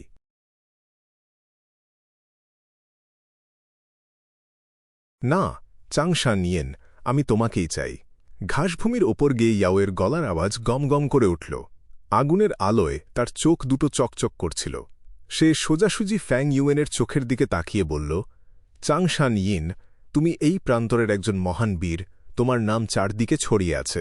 তুমিই সেই মানুষ যার ওপর আমি আমার পুরো জীবন ভরসা করতে পারি। বয়সের কোনো সমস্যা নেই। অতীতে আমাদের পূর্বপুরুষ জায়ান্ট সান 1000 বছর পার করেও কি প্রতি বছর অল্পবয়সী মেয়েদের বিয়ে করেনি? ফ্যাং ইউয়েনের মুখ গম্ভীর হয়ে গেল। সে বলল, ঠিক আছে, পাগলামি করো না। গে ইয়াও মাটিতে পা চেপে আওয়াজ তুলল। সে গলা চড়িয়ে বলল, আমি কোনো পাগলামি করছি না। চাংশান ইন, সারা পথ জুড়েই আমি তোমার প্রতি ভীষণভাবে আকৃষ্ট হয়েছি। একটু আগেই বুঝতে পারলাম আমি পুরোপুরি তোমার প্রেমে পড়ে গেছি। আমি আমার সবকিছু তোমাকে দিয়ে দিতে রাজি, দয়া করে আমাকে মেনে নাও। খুকি, আমার কিন্তু একজন স্ত্রী ছিল। ফ্যাং ইউয়েন একটা দীর্ঘশ্বাস ফেলে এক জটিল অভিব্যক্তিতে বলল। গে ইয়াও সঙ্গে সঙ্গে মাথা নাড়ল। সে বলল, তোমার স্ত্রী তো আগেই অন্য একজনকে বিয়ে করে চলে গেছে। যদি তুমি তাকে আবার ছিনিয়ে নিয়ে আসো তাতেও আমার কোনো আপত্তি নেই। আমি তোমার প্রথম স্ত্রীর স্থান নিতে চাইছি না। তোমার ছোট স্ত্রী হয়ে থাকলেই আমি খুশি হব। আমাদের আদিপুরুষ জায়ান্ট সানের শত সহস্র ছোট স্ত্রী ছিল, কিন্তু মূল রানী ছিল মাত্র একজন। তবুও ফ্যাং ইউয়েন শক্তভাবে না করে দিল। সে বলল, আমি আর কখনোই বিয়ে করব না। আমার মন এখন এই বিষাক্ত ঘাসভূমির মতোই একদম নিথর হয়ে গেছে। তুমি এখনও অনেক ছোট। আমার মন বোঝার মতো বয়স তোমার হয়নি। নেকড়ের পেটের ভেতরে বন্দী থাকা দিনগুলোতে যখন একটুও নড়াচড়া করতে পারতাম না, তখন অসম্ভব যন্ত্রণা পেতাম। যখন আমার আত্মা বিশাল প্রান্তরের ওপর দিয়ে উড়ে উড়ে লক্ষ্যহীনভাবে ঘুরে বেড়াত, তখন ধীরে ধীরে আমার মন অনেক উঁচুতে উঠে গিয়েছিল। আমি আমার অতীত মনে করেছি, মানুষের জন্ম আর মৃত্যু দেখেছি। আগের জীবনের দুঃখ বা আনন্দ কোনো কিছুই আর আমার হৃদয় স্পর্শ করতে পারে না। আমার সম্পূর্ণ নতুন জন্ম হয়েছে। আমি এখন এক নতুন চাংশান ইয়েন, আর আমি চাং গোত্রেও ফিরে যাব না। তাহলে আমাদের গে গোত্রে চলে আসো। গে ইয়াও এর চোখ উজ্জ্বল হয়ে উঠল। সে সমস্ত আন্তরিকতা দিয়ে আমন্ত্রণ জানাল, কিন্তু ফ্যাং ইউয়েন তবুও প্রত্যাখ্যান করল। তার মধ্যে গলে যাওয়ার কোনো লক্ষণই দেখা গেল না। চাংশান ইন, তোমার মনটা কি পাথরের তৈরি? তুমি কি আমাকে সন্দেহ করছ? তুমি কি চাও ওই রকমের ট্রাইবদের মতো আমি বুক চিরে আমার হৃদয়টা বের করে তোমাকে দেখাই? গে ইয়াও ফিসফিস করে বলল। তার চোখ লাল হয়ে এল এবং চোখের জল গড়িয়ে পড়ার উপক্রম হল। হঠাৎ কাছেই তীব্র গলায় নেকড়ের ডাক শোনা গেল। বিষাক্ত দাড়ির একদল নেকড়ে আগুনের তাপে আকৃষ্ট হয়ে দ্রুত তাদের দিকে এগিয়ে এল। তবে ক্যাম্পের আগুনের পাশেও অনেকগুলো নেকড়ে বিশ্রাম নিচ্ছিল। মুহূর্তের মধ্যে দুই দল নেকড়ের মধ্যে তুমুল সংঘর্ষ শুরু হয়ে গেল। এটা তো পুরো 1000 পশুর দল। গে ইয়াও নেকড়েদের দিকে তাকিয়ে মুখ গম্ভীর করে ফেলল। আগে হলে এত বড় নেকড়ের দল দেখলে তারা পিছিয়ে যেত, কিন্তু এখন ফ্যাং ইউয়েন ঠান্ডা গলায় হাসল। সে বলল, কোনো সমস্যা নেই। পরিস্থিতি এখন আগের মতো নয়। আমাদের পক্ষে লড়াই করার মতো একদল নেকড়ে আছে। গে ইয়াও, তোমাকে ওই 1000 বিস্ট ওলফ কিংটাকে আটকে রাখতে হবে।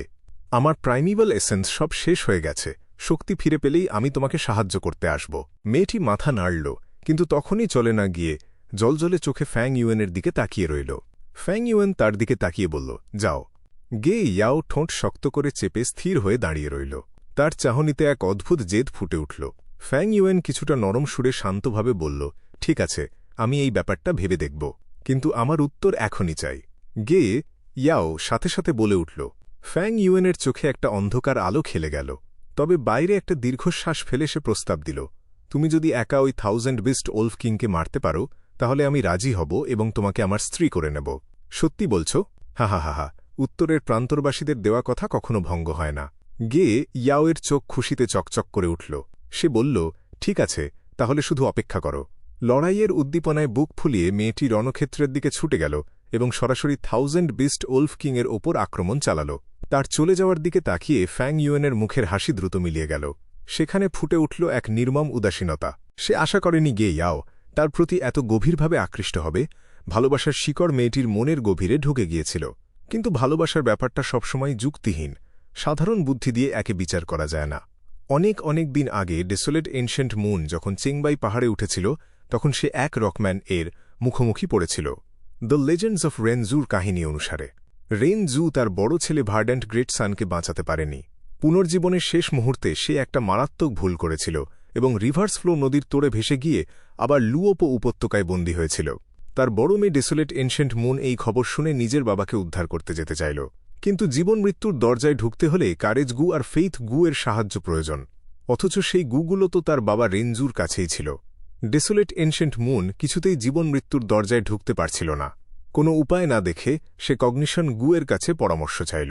কগনিশন গু তাকে দুটো পথ বাতলে দিল। প্রথম উপায় ছিল শূন্য গুহায় প্রবেশ করা, তারপর সেখান থেকে দরজা খুলে সরাসরি রেনজুর পাশে পৌঁছে যাওয়া। সেভাবে গুহা ব্যবহার করে জীবন মৃত্যুর দরজা থেকে পালিয়ে আসা যেত, কিন্তু এই উপায়ে কেবল রেনজুর আত্মাকে উদ্ধার করা সম্ভব ছিল, তাকে পুনরুজ্জীবিত করা যেত না। দ্বিতীয় উপায় ছিল চেংবাই পাহাড়ের চূড়ায় ওঠা এবং সেখানে থাকা একমাত্র সাকসেস গুকে খুঁজে বের করা। সাকসেস গুয়ের কাছে কোনো ইচ্ছা প্রকাশ করলেই বাবাকে উদ্ধার করে তাকে সফলভাবে পুনরুজ্জীবিত করা যেত। ডেসোলেট এনশেন্ট মুন শূন্য গুহার কথা আগেই জানত, কিন্তু সেটি কোথায় খুঁজে পাবে তা তার জানা ছিল না। তাছাড়া বাবাকে সত্যি সত্যি জীবিত করতে হলে তাকে চেংবাই পাহাড়েই যেতে হতো। চেংবাই পাহাড় খুব একটা উঁচু ছিল না, দেখতে একটা মাটির ঢিবির মতো ছিল। তবে পাহাড়টি অদ্ভুত ছিল, কারণ এটি কোটি কোটি পাথরের কুচি দিয়ে তৈরি ছিল। এই পাথরের কুচিগুলো আসলে ছিল ফেইলিউর গু, আর পুরো পাহাড়ের মধ্যে কেবল একটিমাত্র সাকসেস গু ছিল, যা অবস্থান করছিল চেংবাই পাহাড়ের একদম চূড়ায়। ডেসোলেট এনশেন্ট মুন পাহাড়ের পাদদেশে পৌঁছে ধীরে ধীরে ওপরে উঠতে শুরু করল। তার পায়ের শব্দে পাশেই ঘুমিয়ে থাকা লাভ গু জেগে উঠল। ঘুম ভেঙে যাওয়ায় লাভ গু ভীষণ রেগে গেল এবং ডেসোলেট এনশেন্ট মুনের ওপর প্রতিশোধ নিতে চাইল। সে নিজের জাদুকরী শক্তি দিয়ে একটা পাথরকে জাগিয়ে তুলল। লাভ গুয়ের শক্তিতে প্রাণ পেয়ে পাথরটা একটা রকম্যানে পরিণত হল। সেই রকম্যান ছিল দীর্ঘদেহী আর শক্তিশালী। তার শরীরে সোনা, রূপো, তামা আর লোহা খচিত ছিল, যা দেখতে অত্যন্ত জমকালো লাগছিল। জন্ম নেওয়ার পর রকম্যান প্রথম যাকে দেখল সে ছিল ডেসোলেট এনশেন্ট মুন। তার রূপের জাদুতে মুহূর্তেই রকম্যানের মন বাঁধা পড়ে গেল। সে ডেসোলেট এনশেন্ট মুনের পিছু পিছু চলতে লাগল আর তার সুন্দর পিঠের দিকে তাকিয়ে এক গভীর ভালোবাসায় আচ্ছন্ন হয়ে পড়ল। অবশেষে আর সহ্য করতে না পেরে সে ডেসোলেট এনশেন্ট মুনের সামনে গিয়ে রাস্তা আটকে দাঁড়াল।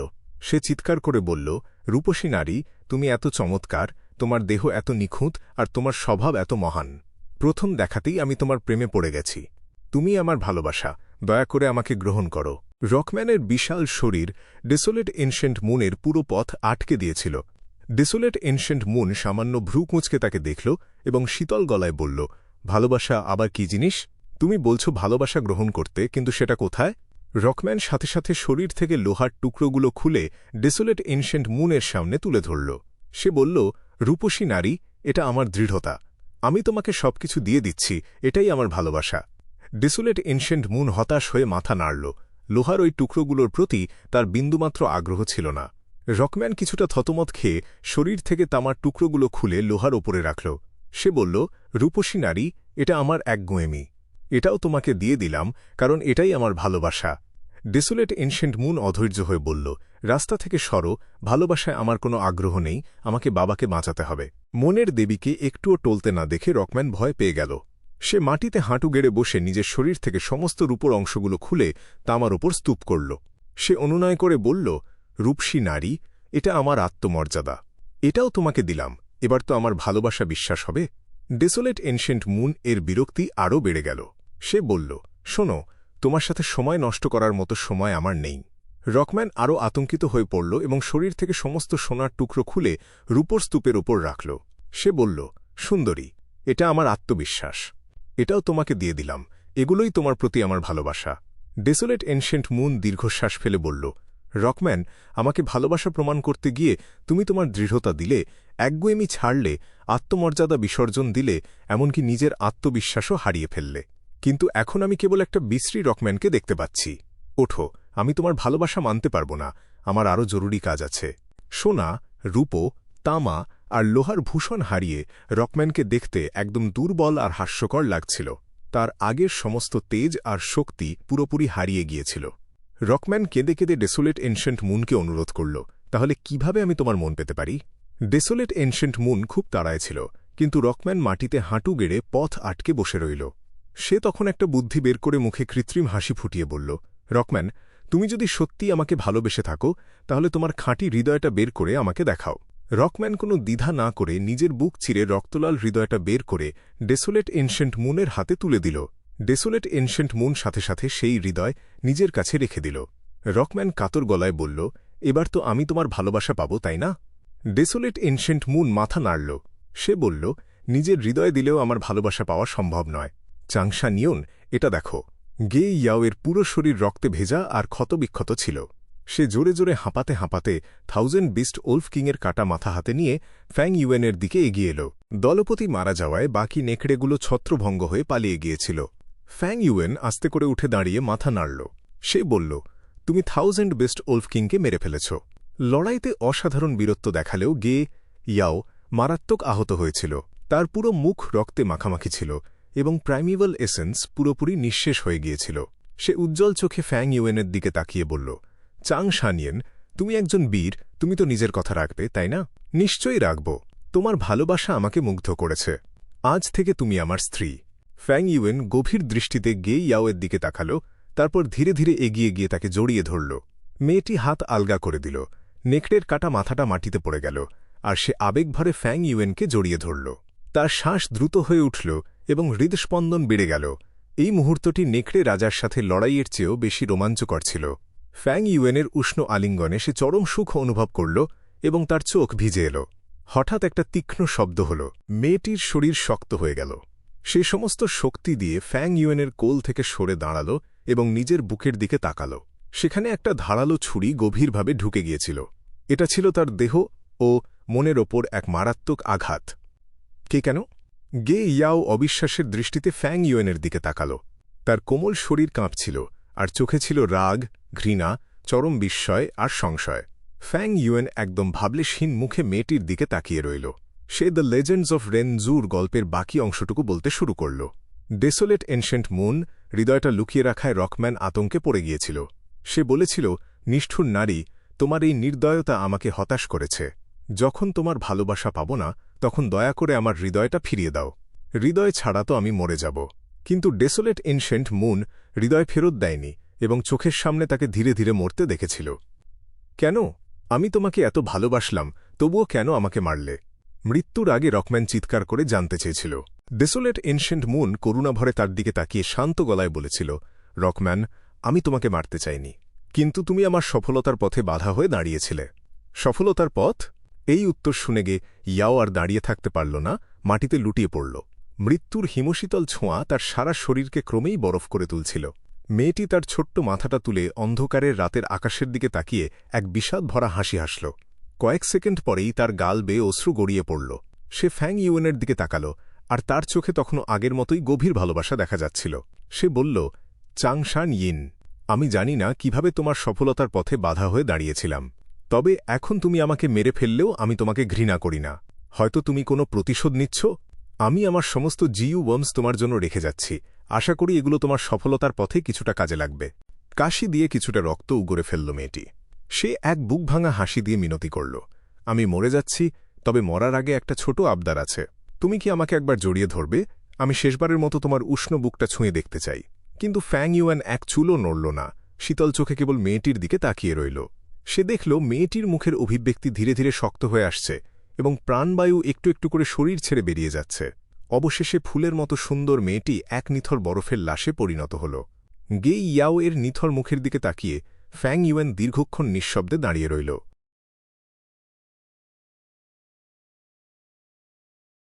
দিনের বেলাতেও পয়জন গ্রাসল্যান্ড জায়গাটা বেশ অন্ধকার আর থমথমে ছিল। ঘন কালো মেঘের কারণে সূর্যের আলো মাটিতে পৌঁছাতে পারছিল না। একটা নিচু ঢিবির আড়ালে একটা হাম্প উলফ ওত পেতে বসেছিল। নেকড়েটা সাইজে একটা যুদ্ধ ঘোড়ার সমান বড় ছিল। তার গায়ে ছিল লম্বা কালো পশম আর পিঠে উটের মতো দুটো কুঁচ। অন্ধকারের মধ্যে তার দুই চোখ অদ্ভুত এক আলোয় জ্বলছিল। সে একদম পাথরের মূর্তির মতো স্থির হয়ে শুয়েছিল। তার শ্বাস প্রশ্বাস এতটাই ধীর ছিল যে হঠাৎ দেখলে মনে হতো ওটা একটা ইস্পাতের টুকরো। হঠাৎ করেই হাম্প উলফের লম্বা কান দুটো কেঁপে উঠল। তার তীক্ষ্ণ চোখের সামনে ঢিবির একটা গর্ত থেকে একটা ধূসর খরগোশ বেরিয়ে এল। খরগোশটা খাবারের সন্ধানে চারপাশ দেখতে লাগল। গর্তের কাছে নরম ঘাস থাকা সত্ত্বেও সে সেগুলো খেল না, বরং দূরে গিয়ে ঘাস খুঁজতে শুরু করল। খরগোশ কখনো তার বাসার সামনের ঘাস খায় না, কারণ এতে বাসাটা সবার নজরে পড়ে যায়। হাম্প উলফ চোখ সামান্য ছোট করে খরগোশটার দিকে নজর রাখল। খরগোশটা যখন নিশ্চিন্তে ঘাস খাচ্ছিল, তখনও তার কান দুটো খাড়া ছিল। সামান্য কোনো বিপদের আভাস পেলেই সে মাথা তুলে চারপাশ দেখছিল। নেকড়েটা অসম্ভব ধৈর্য ধরে অপেক্ষা করছিল। খরগোশটা পেট ভরে খেয়ে যখন বাসার দিকে ফিরতে শুরু করল, ঠিক তখনই হাম্প উলফ আক্রমণ চালাল। সে নিচু ঢিবি থেকে লাফিয়ে পড়ে খরগোশের দিকে ছুটে গেল। বাসায় ফেরার পথ বন্ধ দেখে খরগোশটা ভয়ে উল্টো দিকে দৌড় দিল। সে বিদ্যুতের গতিতে ঘাসের ওপর দিয়ে ছুটতে লাগল। খরগোশের গতি নেকড়ের চেয়ে বেশি হওয়ায় সে দ্রুত কিছুটা দূরত্ব তৈরি করে নিল, কিন্তু কিছুক্ষণ দৌড়ানোর পরেই তার গতি কমে এল। খরগোশের প্রাথমিক গতি বেশি হলেও তার দম নেকড়ের চেয়ে অনেক কম ছিল। পয়জন গ্রাসল্যান্ডের বুকে শুরু হল এক মরণপণ ধাওয়া। শিকার আর শিকারীর এই লড়াই এখানকার খুব পরিচিত দৃশ্য। হাম্প উলফ দ্রুত কাছে চলে এল এবং শেষ আক্রমণ করার জন্য শূন্যে ঝাঁপ দিল। কিন্তু ঠিক সেই মুহূর্তে খরগোশটা হঠাৎ গতি বাড়িয়ে একদিকে ছিটকে সরে গেল। মারাত্মক আক্রমণটা এড়িয়ে সে আবার নেকড়ের থেকে দূরে সরে গেল। খরগোশটা ভীষণ চালাক ছিল, এতক্ষণ সে ক্লান্তির ভান করছিল। প্রথম দফায় ব্যর্থ হয়ে হাম্প উলফ আবার তার পিছু নিল। কয়েকবার লাফিয়ে লক্ষ্যভ্রষ্ট হওয়ার পর অবশেষে খরগোশটা ক্লান্ত হয়ে ধরা পড়ল। হাম্প উলফ তাকে মেরে ফেলল। নেকড়েটা হাঁপাতে হাঁপাতে মাটিতে বসে পড়ল এবং অনেকক্ষণ বিশ্রাম নিল। এই নির্মম প্রান্তরে শিকারীদের জীবনও সহজ ছিল না, তাদেরও বেঁচে থাকার জন্য অনেক কষ্ট করতে হতো। অনেক কষ্টে শিকার করা খরগোশটাকে সে নিজে খেল না, মুখে চেপে বাসার দিকে রওনা দিল। তার ডেরায় একটি মাদি নেকড়ে আর বেশ কয়েকটি সদ্য জন্ম নেওয়া বাচ্চা অপেক্ষা করছিল, কিন্তু ডেরায় ফিরে সে শুধু রক্তের দাগ আর ঠান্ডা মৃতদেহ দেখতে পেল। আকাশের দিকে মুখ তুলে সে প্রচণ্ড রাগে আর দুঃখে গর্জন করে উঠল। তার ঘাড়ের পশম খাড়া হয়ে গেল এবং তীব্র ঘৃণায় চোখ দুটো লাল হয়ে উঠল। ঠিক তখনই চারপাশ থেকে পয়জন বিয়ার্ড উলফ কিংয়ের এক বিশাল দল তাকে ঘিরে ফেলল। দূরের এক ঢিবিতে 2 হাত বুকের ওপর বেঁধে দাঁড়িয়ে ফ্যাং ইউয়েন পুরো দৃশ্যটা দেখছিল। সে মৃদু হেসে মনে মনে ভাবল, যাক, যেমনটা ভেবেছিলাম, পুরুষ নেকড়েটা ফিরে এসেছে। নর্দার্ন প্লেন্সের জন্য হাম্প উলফ দারুণ এক বাহন। তার কাছে চাংশান ইউনের র্যাঙ্ক 4 উলফ স্প্রিন্টগু থাকলেও সেটা প্রচুর প্রাইমিভাল এসেন্স খরচ করত। তাই একটা হাম্প উলফের পিঠে চড়ে ভ্রমণ করা অনেক বেশি সহজ আর আরামদায়ক ছিল। ফ্যাং ইউয়েন দুর্ঘটনাবশত এই নেকড়ের ডেরা খুঁজে পেয়েছিল। সে দুর্বল মাদি নেকড়ে আর বাচ্চাগুলোকে মেরে ফেলে একটা র্যাঙ্ক 2 উলফ এনস্লেভমেন্ট গু সংগ্রহ করেছিল। এরপর চলে না গিয়ে পয়জন বিয়ার্ড উলফ কিংদের ফাঁদ পেতে বসিয়ে রেখেছিল পুরুষ নেকড়েটার ফেরার অপেক্ষায়। হাম্প উলফ আর পয়জন বিয়ার্ড উলফদের মধ্যে তীব্র লড়াই শুরু হয়ে গেল। বিশাল শরীর আর অন্ধ ক্রোধের কারণে হাম্প উলফ ভীষণ ভয়ঙ্করভাবে লড়ছিল। তার থাবার সামনে সাধারণ পয়জন বিয়ার্ড উলফরা টিকতে পারছিল না। কিন্তু ফ্যাং ইউয়েনের নিয়ন্ত্রণে থাকা নেকড়েরা সরাসরি লড়াই না করে দলগতভাবে তাকে ক্লান্ত করে তোলার কৌশল নিল। 1 ঘণ্টা পর হাম্প উলফ হাঁপাতে শুরু করল এবং তার আগের তেজ অনেকটাই কমে এল। তার চারপাশে প্রায় 60টার মতো পয়জন বিয়ার্ড উলফের মৃতদেহ পড়েছিল। ফ্যাং ইউয়েন ইচ্ছে করলে মাত্র 30টা নেকড়ে বলি দিয়েই তাকে মেরে ফেলতে পারত, কিন্তু সে নেকড়েটাকে জীবিত চেয়েছিল বলেই লড়াইটা দীর্ঘ হল। ফ্যাং ইউয়েন ধীরে ধীরে নিচে নেমে নেকড়েটার দিকে এগিয়ে গেল। তার বেশিরভাগ জিইউ এখন মুভিং পার্সপেক্টিভ কাবগু ব্যবহার করে হু ইমমর্টাল ব্লেসড ল্যান্ডে পাঠিয়ে দেওয়া হয়েছে। 200 কদম দূরত্বে এসে ফ্যাং ইউয়েন আঙুল নির্দেশ করতেই একটা র্যাঙ্ক 2 উলফ এনস্লেভমেন্ট গু উড়ে গেল। উলফ এনস্লেভমেন্ট গু ফেটে গিয়ে হালকা ধোঁয়ায় রূপ নিল এবং হাম্প উলফের শরীর ঘিরে ফেলল। নেকড়েটা ফ্যাং ইউয়েনের দিকে ছুটে আসতে চাইলেও অন্য নেকড়েরা তাকে সর্বশক্তি দিয়ে আটকে দিল। কয়েক মুহূর্তের মধ্যেই সেই ধোঁয়া তার শরীরের ভেতর পুরোপুরি মিশে গেল। হাম্প উলফ ক্লান্ত হয়ে মাটিতে শুয়ে পড়ল। তার রক্তাক্ত লাল চোখে আর রাগ ছিল না, বরং সেখানে ফুটে উঠল আনুগত্যের ছাপ। ফ্যাং ইউয়েন মনে মনে ভাবল, গাটস গু দিয়ে তৈরি 100 মানুষের আত্মার শক্তি সত্যিই অসাধারণ। এরপর সে তার অ্যাপারচার থেকে উলফ স্মোক গু সক্রিয় করল। উলফ স্মোক গু থেকে বের হওয়া ঘন ধোঁয়া হাম্প উলফ এবং আহত নেকড়েদের ঢেকে দিল। কিছুক্ষণের মধ্যেই ধোঁয়া সরে গেলে দেখা গেল হাম্প উলফের সব ক্ষত সেরে গেছে এবং নতুন পশম গজিয়েছে। আহত নেকড়েরাও ফিরে পেল তাদের আগের শক্তি, তবে ক্ষত সারলেও তাদের যুদ্ধের পূর্ণ শক্তি তখনও ছিল না। পশুর শক্তি শুধু শারীরিক সুস্থতার ওপর নয়, ক্ষুধার ওপরও নির্ভর করে। খুব বেশি ক্ষুধার্ত হলে তারা দুর্বল হয়ে পড়ে, আবার পেট বেশি ভরা থাকলে অলস হয়ে যায়। অর্ধেক পেট ভরা থাকলেই নেকড়েরা সবচেয়ে হিংস্রভাবে লড়াই করতে পারে। ফ্যাং ইউয়েনের নির্দেশে পয়জন বিয়ার্ড উলফরা মৃত নেকড়েদের খেতে শুরু করল। হাম্প উলফ প্রথমে সেই খরগোশটা খেল, তারপর তার মৃত সঙ্গী আর বাচ্চাদের দেহ খেয়ে ফেলল। ফ্যাং ইউয়েন একপাশে দাঁড়িয়ে নিজের শুকনো খাবার বের করে খেতে লাগল। গে ইয়াওকে হত্যা করার পর ইতোমধ্যে 3 দিন কেটে গেছে। গে ইয়াও এর মৃত্যু নিশ্চিত ছিল, কারণ সে ফিক্সড ইমমর্টাল ট্রাভেল গু দেখে ফেলেছিল। তাছাড়া সে ফ্যাং ইউয়েনকে উলঙ্গ অবস্থায় নর্দার্ন প্লেন্সে পা রাখতে দেখেছিল এবং গু লুকিয়ে রাখা থেকে শুরু করে মুভিং পার্সপেক্টিভ কাপ গু ব্যবহার করতেও দেখেছিল। সে ফ্যাং ইউয়েনের অনেক গোপন কথা জেনে ফেলেছিল, তাই তাকে বাঁচিয়ে রাখা অসম্ভব ছিল। শুরুতে শক্তি কম থাকার কারণে পয়জন গ্রাসল্যান্ড পার হতে ফ্যাং ইউয়েনের তার সাহায্যের দরকার ছিল, কিন্তু তার মতো একজন সাধারণ আত্মাবিশিষ্ট মেয়েকে শত্রুরা সহজেই মাইন্ড রিডিং গু বা রিকলেকশন গু ব্যবহার করে সত্য বের করে ফেলতে পারত। এটা ছিল ফ্যাং ইউয়েনের একদম পূর্ব পরিকল্পিত এক হত্যাকাণ্ড। একের পর এক বিপদ পেরিয়ে যখন স্নো ওয়াশ গু পাওয়া গেল এবং আর্থ ট্রেজারি ফ্লাওয়ার কিং গু মাটির নিচে পোঁতা হল, তখন গে ইয়াওয়ের উপযোগিতা শেষ হয়ে গিয়েছিল। উল্টো তার উপস্থিতি এক বড় বিপদের কারণ হয়ে দাঁড়াচ্ছিল। চাংশান ইন সেজে থাকা ফ্যাং ইউয়েনের প্রতি মেয়েটির ভালোবাসা তার গলায় ঝুলন্ত এক ছুরির মতো মনে হচ্ছিল। প্রেমে পড়া এক তরুণী তার প্রিয় মানুষ সম্পর্কে সবকিছু জানার চেষ্টা করবেই। সত্য প্রকাশ পেলে কি হতো? তাছাড়া সে ছিল তাদের উপজাতির তরুণ মেস। তার পেছনে অনেক শত্রু আর ম্যান ক্ল্যানের যুবকরা ঘুরে বেড়াত। গে ইয়াওকে নিয়ে ফিরলে ফ্যাং ইউয়েন সবার নজরদারিতে পড়ে যেত। নর্দার্ন প্লেন্সে সে কোনো আনন্দ ভ্রমণে আসেনি, তার হাতে সময় খুব কম ছিল। ডাং হান মাউন্টেন ধ্বংসের মুখে ছিল এবং স্প্রিং অটম সিকারা ধীরে ধীরে সুস্থ হচ্ছিল, অথচ তার নিজের চাষের স্তর ছিল কেবল র্যাঙ্ক 4 পিক স্টেজ। তাকে যে কোনো মূল্যে সফল হতে হবে। ব্যর্থ হলে তার জন্য অপেক্ষা করছিল কেবল চিরন্তন ধ্বংস। তাই পয়জন গ্রাসল্যান্ডের সীমানার কাছে নির্জন এক জায়গা পেয়েই ফ্যাং ইউয়েনগে ইয়াওয়ের জীবন শেষ করে দিল। সে নেকড়েদের দিয়ে মেয়েটির শরীর খাইয়ে ফেলল। তার আত্মা বেরিয়াল সোল টোট দিয়ে গিলে হু ইমর্টাল ব্লেসড ল্যান্ডে পাঠিয়ে ডাংহান মাউন্টেনের নিচে গুঁড়িয়ে দিল। আগুনের চারপাশ ভালো করে পরিষ্কার করা হয়েছিল, কোনো প্রমাণ অবশিষ্ট ছিল না। পৃথিবী থেকে চিরতরে মুছে গেল গে ইয়াও। ফ্যাং ইউয়েন মৃদু হাসল। তথাকথিত সুন্দর এই নারী শেষ পর্যন্ত কেবল নেকড়ের মলে পরিণত হল। ধুলো মিশে গেল ধুলোয়। এই বিশাল আকাশের নিচে সুন্দরী মেয়েরা এক একটা ফুলের মতো, হয়তো তারা পথের পাশে মারিয়ে নষ্ট হয়, নয়তো শুকিয়ে মাটির সারে পরিণত হয়।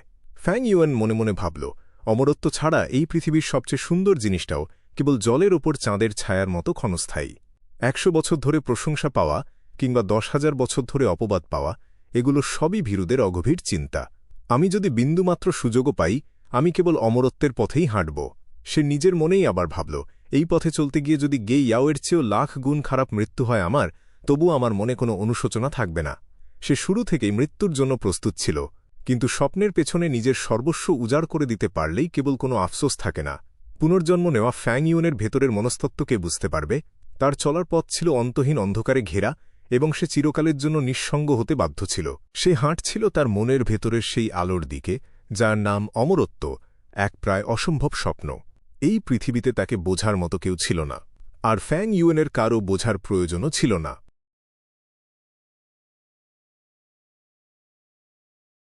নেকড়ে দলটার খাওয়া শেষ হল।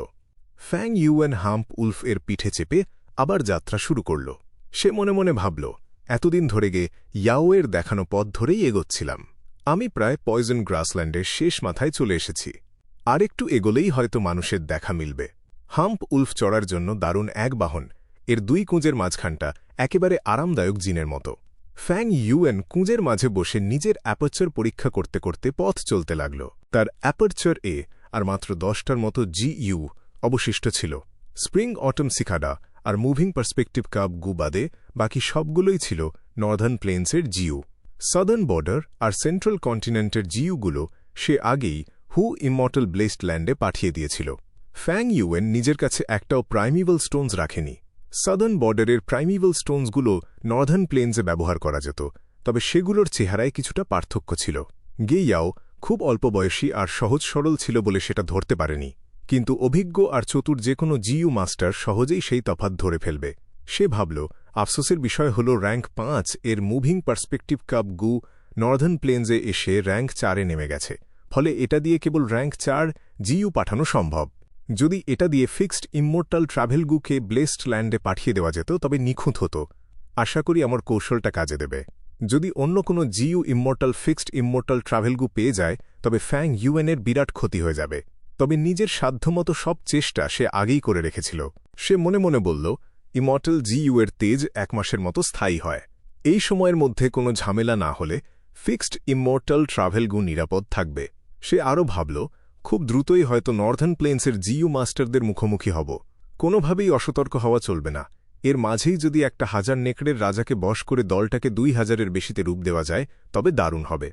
বন্য পশুর চেয়েও মানুষ অনেক সময় বেশি ভয়ঙ্কর হয়ে ওঠে। ২০০০-এর বেশি নেকড়ের দল ছোটখাটো শত্রুদের ভয় দেখানোর জন্য যথেষ্ট। তার ভাবনা এলো, বর্তমানে আমার কাছে কেবল একটা র্যাঙ্ক ৩ আর একটা র্যাঙ্ক ২ উলফ এনস্লেভমেন্ট গু আছে। এগুলো খুব সাবধানে ব্যবহার করতে হবে। নর্দার্ন প্লেন্সে আমি চাংশান ইন পরিচয় ঘুরব, তাই নেকড়ে বশ করাই হবে প্রধান লক্ষ্য। কিন্তু সমস্যা হল, আমার কাছে র্যাঙ্ক ৩ আর র্যাঙ্ক ৪ উলফ এনস্লেভমেন্ট গু তৈরির রেসিপি নেই। পশু বশ করার প্রায় সব জিইউই একবার ব্যবহার করলেই নষ্ট হয়ে যায়। র্যাঙ্ক ৩ উলফ এনস্লেভমেন্ট গু দিয়ে ১০০০ নেকড়ের রাজাকে আর র্যাঙ্ক ৪ দিয়ে ১০,০০০ নেকড়ের রাজাকে বশ করা যায়। রেসিপি ছাড়া তার হাতে বেশি জিইউ থাকবে না, আর বড় কোনো নেকড়ে দলও তৈরি করা সম্ভব হবে না। হাম্প উলফের দ্রুত গতির কারণে যাত্রার গতি ৩ গুণ বেড়ে গেল। ফ্যাং ইউয়েন দিন-রাত ছুটতে লাগল, আর মাথার ওপরের কালো মেঘও ধীরে ধীরে ফিকে হয়ে এল। ২ দিন পর সে অবশেষে পয়জন গ্রাসল্যান্ডের সীমানায় পৌঁছাল। আকাশের কালো মেঘগুলো চারপাশে ছড়িয়ে গিয়েছিল, আর তার ফাঁকগুলো সূর্যের আলো উজ্জ্বল স্তম্ভের মতো মাটিতে নামছিল। দূরে সবুজ তৃণভূমি আলোয় ঝলমল করছিল, নীল, বেগুনি আর হলুদ রঙের ফুলগুলো ফুটেছিল। হালকা ঢালু টিলাগুলো নিখাদ সবুজে ঢাকা ছিল। টিলার পাশ দিয়ে বয়ে যাওয়া ছোট্ট নদীটি সূর্যের আলোয় রূপলি হাড়ের মতো চিকচিক করছিল। ফ্যাং ইউয়েন মুগ্ধ হয়ে ভাবল, অবশেষে বাইরে এলাম। সে হাম্প উলফের পিঠে চেপে বিষাক্ত দাড়িওয়ালা নেকড়ে দলের মাঝে ধীরে ধীরে আলোর দিকে এগোল। পয়জন বিয়ার্ড উলফ কিং দলটা অস্থির হয়ে উঠল। অন্ধকারে শিকার করতে অভ্যস্ত এই নেকড়েগুলোর লড়াইয়ের শক্তি রোদে অনেকটাই কমে যেত।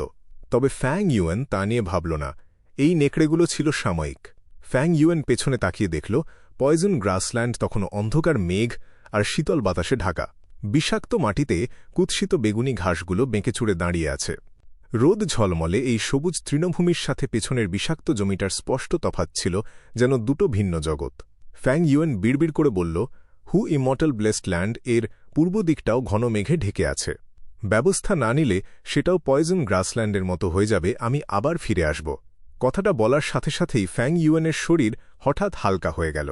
নর্দার্ন প্লেন্সে পা রাখার পর থেকেই তার শরীর জুড়ে যে অদৃশ্য বাঁধন ছিল তা যেন আলগা হয়ে এল। তার গায়ের শক্তি মুহূর্তে র্যাঙ্ক ৩-এর শীর্ষ পর্যায় থেকে বেড়ে র্যাঙ্ক ৪-এর প্রাথমিক পর্যায়ে পৌঁছাল। আনন্দে ফ্যাং ইউয়েন উচ্চস্বরে হেসে উঠল। শরীরের সাথে নর্দার্ন প্লেন্সের মানিয়ে নেওয়ার প্রক্রিয়া শুরু হতেই তার চাষাবাদ শক্তিও ফিরে এল। সে চিৎকার করে বলল, নর্দার্ন প্লেন্স, আমি আসছি। হাম্প উলফের পেটে চাপ দিতেই সেটা নেকড়ে দল নিয়ে দূরের দিকে ছুটতে শুরু করল। মারো! একটা পাহাড়ি টিলার ওপর চিৎকারের শব্দ ভেসে এল, যেখানে বেশ কয়েকজন জিইউ মাস্টার লড়াই করছিল হাজারখানেক উইন্ড উলফ কিং দলের সাথে। ১৫ মিনিট ধরে সেই রক্তক্ষয়ী যুদ্ধ চলছিল। গে গুয়াং রাগে চেঁচিয়ে উঠল, এই অভিশপ্ত নেকড়েগুলো!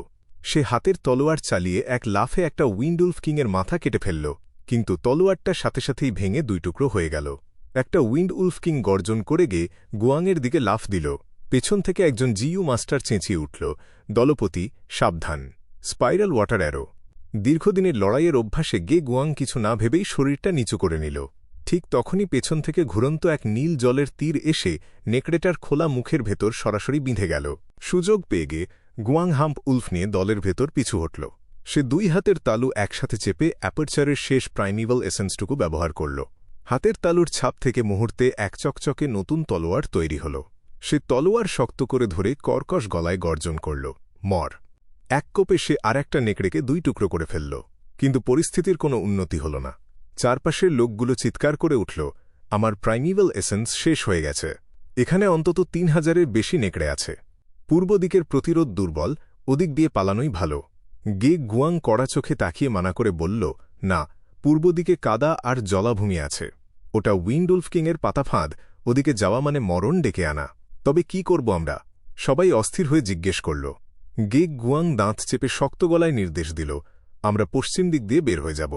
একজন বলল, কিন্তু মিস গে ইয়াওকে তো এখনও খুঁজে পাইনি। দলপতির কাছে গিয়ে আমরা কি জবাব দেব? গে গুয়াং তাচ্ছিল্য করে বলল, গে ইয়াও, আমার বোন হলেও সে নিজের স্বার্থে বিয়ে ভেঙে পালিয়েছে। একজন মেয়ের জন্য আসল যোদ্ধাদের বলি দেওয়া যাবে না। দাসগুলোকে পেছনে ফেলে যাও, তাদের প্রাণ দিয়ে পথ আটকে রাখতে বলো। আদেশ পেয়ে যোদ্ধারা দাসদের টিলার ওপর রেখে পশ্চিম দিকে হামলা চালাল। গে গুয়াং হাম্প উলফ হাঁকিয়ে বীরের মতো সামনে পথ তৈরি করতে লাগল। হঠাৎ বাতাসের বুক চিরে এক বিশাল ৩ পাতার উইন্ড ব্লেড তাদের দিকে ছুটে এল। একজন বিশ্বস্ত জিইউ মাস্টার বিপদ দেখে চিৎকার করে নিজের হাম্প উলফ নিয়ে ব্লেডের সামনে এসে ঝাঁপিয়ে পড়ল। মুহূর্তের মধ্যে তার শরীর কেটে দুই টুকরো হয়ে গেল। দুর্বল হয়ে যাওয়া ২ পাতার ব্লেডটি তবুও গে গুয়াংয়ের দিকে ছুটে এল। গে গুয়াং তলোয়ার দিয়ে তা ঠেকাতে গেল। এক বিকট শব্দে তলোয়ার ভেঙে গুঁড়ো হয়ে গেল, আর গে গুয়াং মুখ ভর্তি রক্ত ফেলে হাম্প উলফ থেকে ছিটকে পড়ল। নেকড়ের দল আবার চারপাশ থেকে তাদের ঘিরে ধরল। উইন্ড উলফ কিং দলের নেকড়েগুলো পথ ছেড়ে দুপাশে সরে দাঁড়াল।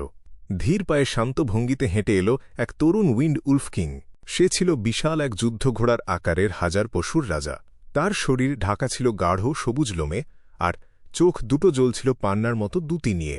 তার গম্ভীর পদচারণায় এক অদ্ভুত রাজকীয় ভাব ফুটে উঠছিল। টিলার ওপরের দাসগুলো ততক্ষণে মারা পড়েছিল, আর নতুন নেকড়ের দল নিচে নেমে আসছিল। শেষ ভরসাটুকুও হারিয়ে যাওয়ায় দলের সবাই কাঁপতে লাগল। গে গুয়াংকে কেউ একজন ধরে তুলতে চাইলে সে হাত সরিয়ে উঠে দাঁড়াল। চিৎকার করে বলল, কিসের এত ভয়? আমার প্রাইমিভাল এসেন্স শেষ হতে পারে, কিন্তু হাত পা আর দাঁত এখনও আছে। আমরা রক্ত দিয়ে প্রমাণ করব আমরা যে ট্রাইবের বীর যোদ্ধা। তার কথায় সবার রক্ত আবার গরম হয়ে উঠল। তারা মরার জন্য প্রস্তুত হল। উইন্ড উলফ কিং ধীরে সুস্থে এগোচ্ছিল, কিন্তু হঠাৎ সে যুদ্ধক্ষেত্রের পূর্ব দিকে মুখ ফিরিয়ে তাকাল। সেদিক থেকে এক বিশাল পয়জন বিয়ার্ড উলফ কিং দল তীব্র গতিতে তাদের দিকে ছুটে আসছিল।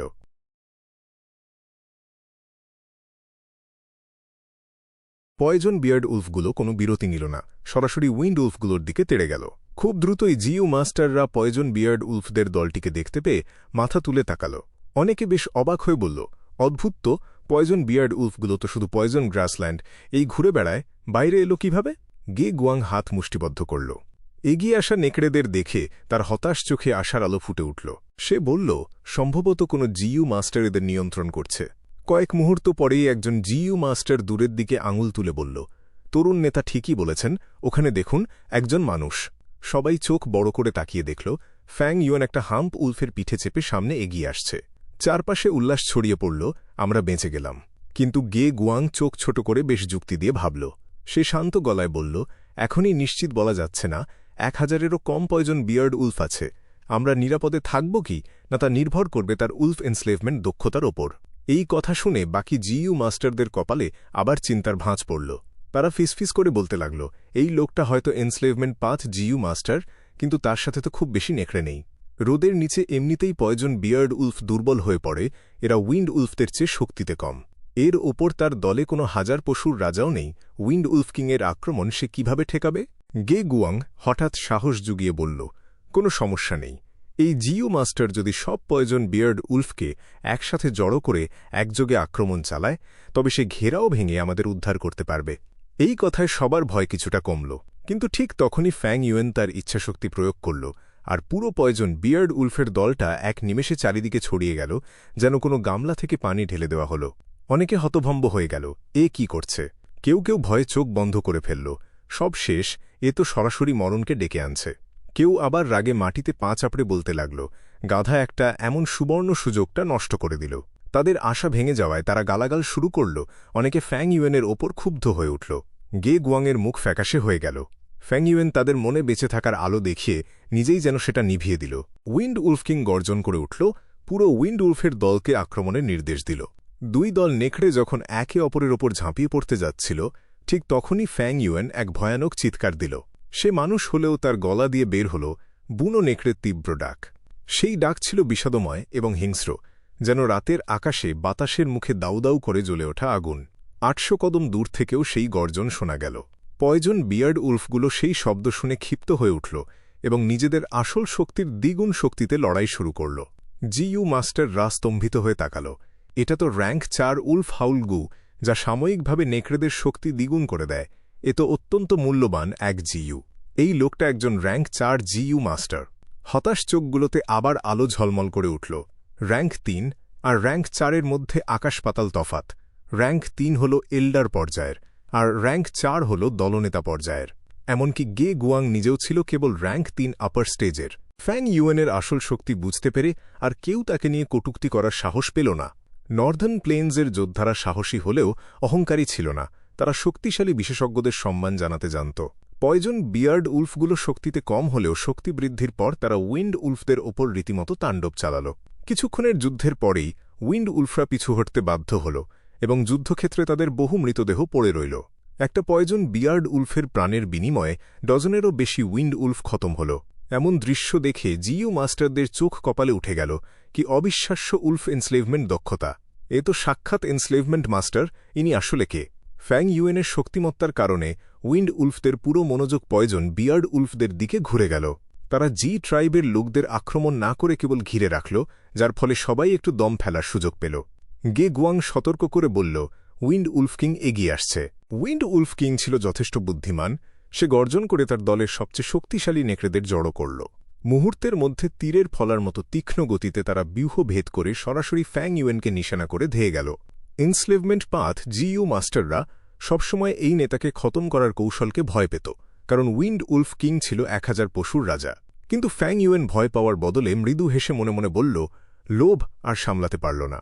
বুনো পশু যতই চালাক হোক, মানুষের বুদ্ধির সাথে পেরে ওঠে না। ফ্যাং ইউয়েন নিজেই ফাঁদ পেতে উইন্ড উলফ কিংকে নিজের দিকে টেনে এনেছিল। ছুটতে ছুটতেই উইন্ড উলফ কিং তার মুখ হাঁ করে 3-3টি বিশাল বাতাসের ফলা ছুঁড়ে মারল। নীলচে সবুজ সেই ধারালো ফলা নেকড়েদের চিরে দিয়ে সোজা ফ্যাং ইউয়েনের দিকে ধেয়ে গেল। ঢিবির ওপর থেকে একজন জিইউ মাস্টার চিৎকার করে উঠল, সাবধান! ফ্যাং ইউয়েন বিন্দুমাত্র বিচলিত হল না। বাতাসের ফলাগুলো একদম কাছে আসা পর্যন্ত সে অপেক্ষা করল, তারপর চোখের পলকে হাম্প উলফকে সরিয়ে এনে নিখুঁতভাবে আঘাতগুলো এড়িয়ে গেল। তার এই অবিচল শান্ত রূপ দেখে উপস্থিত সবাই মনে মনে তাকে সত্যিকারের বিশেষজ্ঞ হিসেবে মেনে নিল। ফ্যাং ইউয়েনের ইঙ্গিতে আগে থেকেই প্রস্তুত থাকা কয়েকটি পয়জন বিয়ার্ড উলফ কিং সামনে এসে প্রাচীর তৈরি করে উইন্ড উলফ কিংকে আটকে দিল। উইন্ড উলফ কিং প্রচণ্ড গতি ও শক্তিসম্পন্ন হলেও সেই ব্যূহ ভাঙতে পারল না। ফ্যাং ইউয়েনের নিখুঁত নিয়ন্ত্রণে সে কেবল অসহায় হয়ে আক্রোশে গর্জন করতে লাগল। সবাই মুগ্ধ হয়ে দেখছিল। একজন বলল, এই ব্যক্তির এনস্লেভমেন্ট দক্ষতা জিয়াং বাও ইয়া, ইয়াং পো ইং কিংবা মা জুন এর সমকক্ষ। নর্দার্ন প্লেনজে নতুন এক প্রথম সারির এনস্লেভমেন্ট বিশেষজ্ঞের আগমন ঘটল। গে গুয়াং বিস্ময়ে তাকিয়ে ভাবল, এই ব্যক্তি দেখতে তো বেশ বয়স্ক, ইনি আসলে কে? ফ্যাং ইউয়েনের চারপাশের রহস্যের চাদর আরও গাঢ় হল। যুদ্ধ সম্পূর্ণ নিজের নিয়ন্ত্রণে দেখে ফ্যাং ইউয়েন বিড়বিড় করে বলল, সময় হয়ে গেছে। উইন্ড উলফ কিং যখন পালানোর পথ খুঁজছিল, সে বুঝল পশুটার লড়াই করার ইচ্ছা শেষ। সে তার ইচ্ছাশক্তি প্রয়োগ করে বলল, র্যাঙ্ক ৩ উলফ এনস্লেভমেন্ট গু, যাও। তার একমাত্র র্যাঙ্ক ৩ উলফ এনস্লেভমেন্ট গু হালকা ধোঁয়ায় রূপান্তরিত হয়ে উইন্ড উলফ কিংকে ঢেকে ফেলল। উইন্ড উলফ কিং বশ্যতা স্বীকার না করে ছটফট করতে লাগল। ফ্যাং ইউয়েন মৃদু হেসে তার দৃষ্টি তীক্ষ্ণ করল। তার ছিল ১০০ মানুষের সম্মিলিত আত্মার শক্তি, এই আত্মিক দ্বন্দ্বে তার হারার কোনো প্রশ্নই ছিল না। মুহূর্তের মধ্যেই উইন্ড উলফ কিং হার মানল এবং ফ্যাং ইউয়েনের অনুগত হল। উপস্থিত একজন চিৎকার করে বলে উঠল, এই ব্যক্তির আত্মা অত্যন্ত শক্তিশালী, নির্ঘাত তার ১০০ মানুষের আত্মার শক্তি রয়েছে। অন্য একজন সায় দিয়ে বলল, এমন মাপের এনস্লেভমেন্ট বিশেষজ্ঞের জন্য এটা খুব স্বাভাবিক। জিয়াং বাও ইয়া বা মা জুনদের তো ১০০০ মানুষের আত্মার শক্তি থাকে। উইন্ড উলফ কিং বশ মানার পর এক দীর্ঘ গর্জন দিল, আর সাথে সাথে পুরো রণক্ষেত্র শান্ত হয়ে গেল। বাকি ১০০০ উইন্ড উলফ তাদের রাজার পিছু পিছু ফ্যাং ইউয়েনের অনুগত হল। নিমেষেই ফ্যাং ইউয়েনের নেকড়ে দলের সংখ্যা বেড়ে দাঁড়াল ২৪০০-এ। ফ্যাং ইউয়েন হাম্প উলফের পিঠে চেপে ধীরে ধীরে ঢিবির দিকে এগিয়ে গেল। সে মনে মনে ভাবল, এদের কারণে উইন্ড উলফদের মনোযোগ আটকে না থাকলে এই রাজাকে বশ করতে তার অনেক বেশি মূল্য দিতে হতো। গে গুয়াং এবং তার দল নিঃশ্বাস বন্ধ করে অপেক্ষা করছিল, কারণ এই ব্যক্তির মর্জির ওপরই নির্ভর করছিল তাদের জীবন মরণ। ফ্যাং ইউয়েন কাছে আসতেই গে গুয়াং এগিয়ে এল। সে বুকের ওপর ডান হাত রেখে মাথা নিচু করে গভীর সম্মান দেখিয়ে বলল, মাননীয় বিশেষজ্ঞ, আপনার শক্তিমত্তা আমাদের মুগ্ধ করেছে। এখন আমাদের জীবন আপনার হাতে, আপনি যা আদেশ করবেন আমরা তা-ই মেনে নেব। ফ্যাং ইউয়েন নেকড়ের পিঠে বসে উষ্ণ হাসি মুখে বলল, তরুণ যোদ্ধা, আমি তোমার লড়াই দেখেছি। তেজি ঘোড়ার মতো তোমার বীরত্ব দেখে আমার নিজের ফেলে আসা যৌবনের কথা মনে পড়ে গেল। পয়জন গ্রাসল্যান্ড থেকে বের হওয়ার পর তোমরাই প্রথম মানুষ যাদের সাথে আমার দেখা হলো। নিশ্চিন্ত থাকো, আমি চাংশান ইয়েন কোনো নিষ্ঠুর বা খারাপ মানুষ নই। চাংশান ইন নাম শুনে জিইউ মাস্টাররা স্বস্তির নিঃশ্বাস ফেলল। তাদের শরীরে খুব সামান্যই প্রাইমিভাল এসেন্স অবশিষ্ট ছিল, ফলে এই মুহূর্তে কোনো দুষ্টু জিইউ মাস্টারের কবলে পড়লে তাদের করুণ পরিণতি হতো। তারা ভাবল, ভাগ্য ভালো যে তারা একজন নীতিবান বিশেষজ্ঞের দেখা পেয়েছে। গে গুয়াং আন্তরিকভাবে আমন্ত্রণ জানিয়ে বলল, উপকারী চাংশান ইন, আমি যে ট্রাইবের তরুণ দলনেতা। আপনি আমার প্রাণ বাঁচিয়েছেন, আমাকে এই ঋণ শোধ করার সুযোগ দিন। আমাদের তাঁবুতে আপনি মেহমান হিসেবে চলুন, আমি আপনার সেবায় কোনো ত্রুটি রাখব না। ফ্যাং ইউয়েন একটু ভেবে নিয়ে বলল, জি ট্রাইব, বেশ, আমার প্রাইমিভাল স্টোনস সব শেষ হয়ে গেছে এবং কিছু জিইউ ওয়ার্মস নতুন করে জোগাড় করা দরকার। আমার সত্যিই কিছুটা বিশ্রাম প্রয়োজন। গে গুয়াং খুব সহজেই তার এই প্রচ্ছন্ন ইঙ্গিত বুঝতে পারল। তার চোখ উজ্জ্বল হয়ে উঠল এবং সে সানন্দে হেসে বলল, উপকারী চাংশান ইন, আমন্ত্রণ গ্রহণ করার জন্য ধন্যবাদ। আসুন আমি পথ দেখিয়ে নিয়ে যাচ্ছি।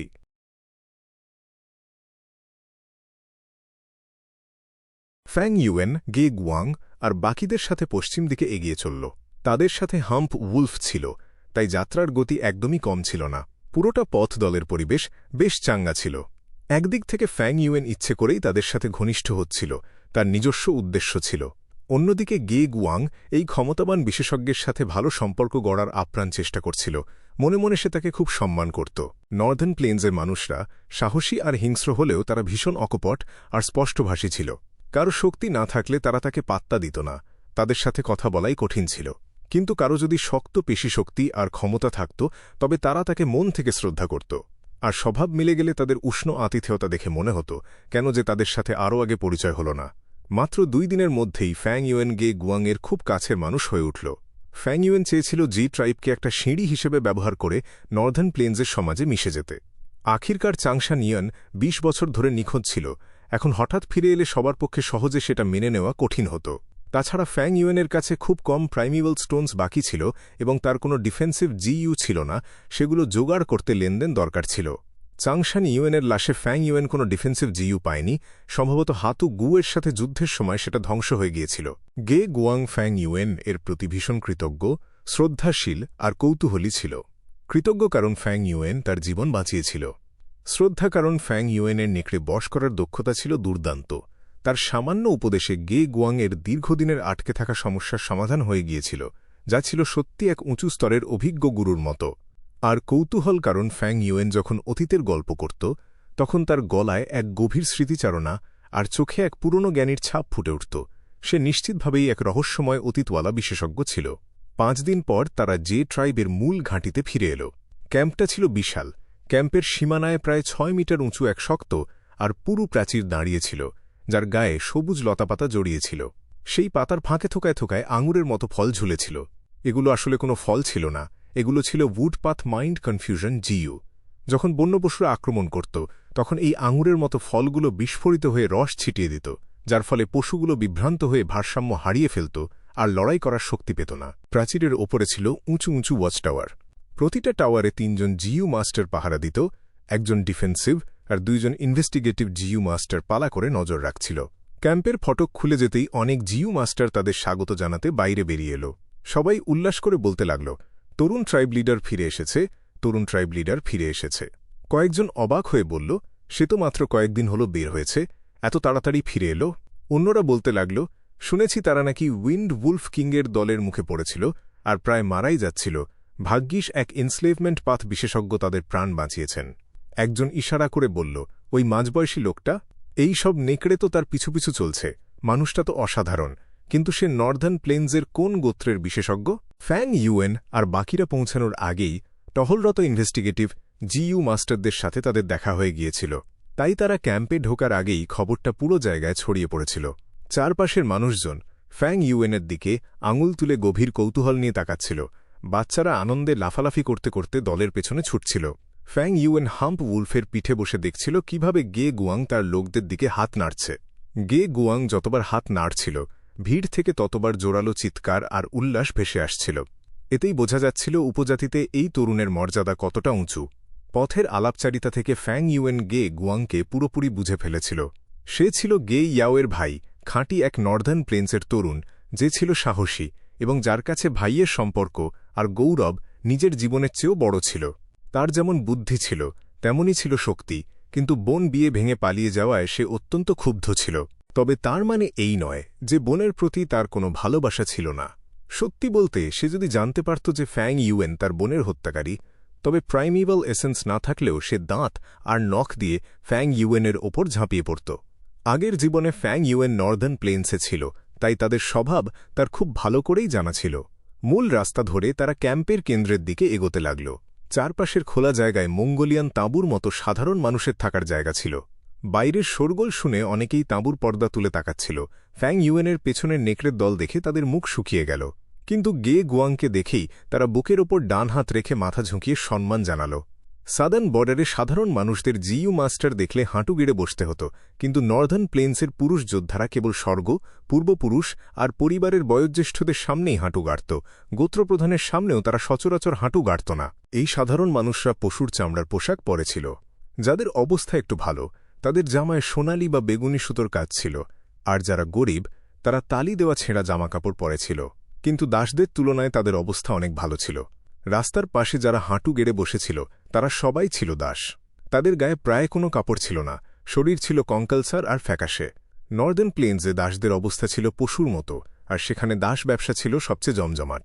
সাধারণ মানুষরা ক্যাম্পের বাইরের বলয়ে তাঁবুতে বাস করত, আর ভেতরের বলয়টা ছিল জিইউ মাস্টারদের এলাকা। বন্য পশুরা আক্রমণ করলে সবার আগে মরত বাইরের এই সাধারণ মানুষগুলোই। তাঁবুর এলাকা পার হয়ে ফ্যাং ইউএন আর বাকিরা জিইউ মাস্টারদের এলাকায় ঢুকল। এই এলাকার জিইউ মাস্টাররা কোনো তাঁবুতে থাকত না, তারা থাকত জিইউ দিয়ে তৈরি বাড়িতে। কোনো কোনো বাড়ি তৈরি হতো একটা জিইউ দিয়ে, আবার জটিল বাড়িগুলো অনেকগুলো জিইউ এর মিলনে তৈরি হতো। সাদার্ন বর্ডারের বড় বড় ক্যারাভানগুলো পাহাড় জঙ্গলে চলাচলের সময় এমন বাড়ি ব্যবহার করত। কিং মাও মাউন্টেনে জিয়া গোত্র এমনই এক বাড়ি নিয়ে এসেছিল, যা ছিল 3 স্টার কেভ জিইউ দিয়ে তৈরি 18 মিটার উঁচু এক বিশাল গাছ। কিন্তু নর্দার্ন প্লেন্সে এত উঁচু গাছ দিয়ে বাড়ি বানানো হতো না, কারণ খোলা প্রান্তরে বৃষ্টির সময় উঁচু গাছে বজ্রপাত হওয়ার ভয় বেশি ছিল। ফ্যাং ইউয়েন সেখানে র্যাঙ্ক 2 হাউস লিজার্ড জিইউ দেখতে পেল, যা ছিল সবচেয়ে পরিচিত এক বাসস্থান। দূর থেকে দেখলে এটাকে নানা রঙের এক বিশাল গিরগিটির মতো লাগত, যার গায়ের রং ছিল গাঢ় সবুজ, হালকা নীল কিংবা দুধের মতো সাদা। পৃথিবীর বাঁশের মতো আকারের এই গিরগিটির চোখ আর গায়ের পাশগুলো জানালার মতো কাজ করত। গিরগিটিটা মাটির উপর মুখ থুবড়ে পড়েছিল এবং তার হাঁ করা মুখটাই ছিল দরজা। দরজা দিয়ে ভেতরে ঢুকলে একটা লম্বা করিডোর দেখা যেত, যার দুই পাশে ছিল সারি সারি শোবার ঘর। গোত্র যখন স্থান পরিবর্তন করত, তখন এই গিরগিটি 4 পায়ে ভর দিয়ে হেঁটে চলত। অন্তত একজন জিইউ মাস্টার থাকা পরিবারগুলোই এই ধরনের বাড়িতে থাকার সুযোগ পেত।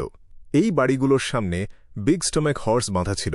কোনো কোনো ধনী পরিবারের সামনে আবার হাম্প উলফও দেখা যাচ্ছিল। গিরগিটি বাড়িগুলো পেরিয়ে তারা মাশরুমের বনের মতো দেখতে বাড়িগুলোর কাছে পৌঁছাল। অসংখ্য মাশরুম জিইউ রোপণ করে এই চমৎকার পরিবেশ তৈরি করা হয়েছিল। প্রতিটি বাড়ি ছিল ধূসর রঙের গোল ছাতাওয়ালা বড় মাশরুম, যা বৃষ্টির পানি সহজে নামিয়ে দিত এবং প্রচণ্ড ঝড় বাতাসেও মাটির সাথে শক্তভাবে টিকে থাকত।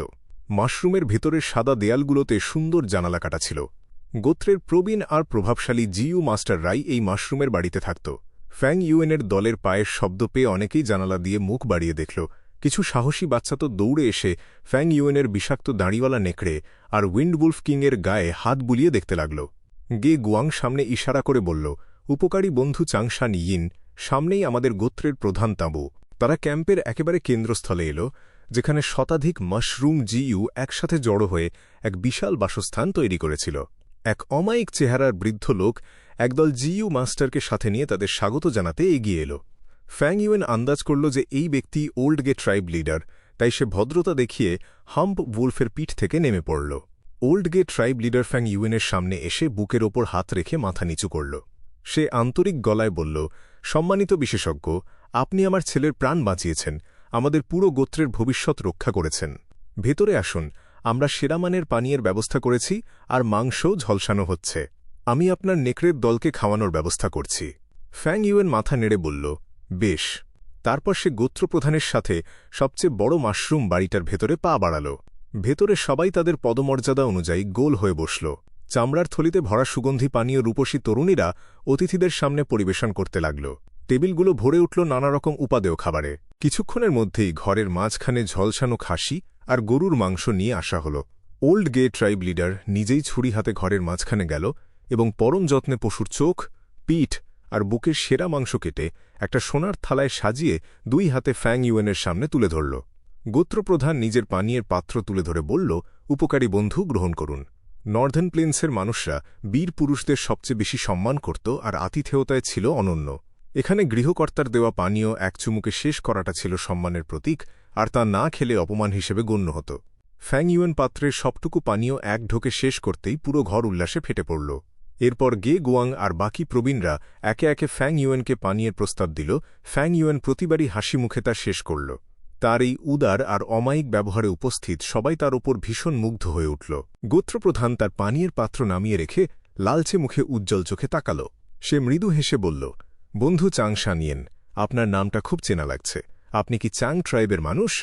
ওই গোত্রে আমার বেশ কয়েকজন বন্ধু আছে, এমনকি আমার মেজো মেয়েও সেখানে বিয়ে হয়েছে। আমরা হয়তো একে অপরের আত্মীয় হতে পারি। ফ্যাং ইউয়েন একটা দীর্ঘশ্বাস ফেলল। তার মুখে ফুটে উঠল এক গম্ভীর অভিব্যক্তি।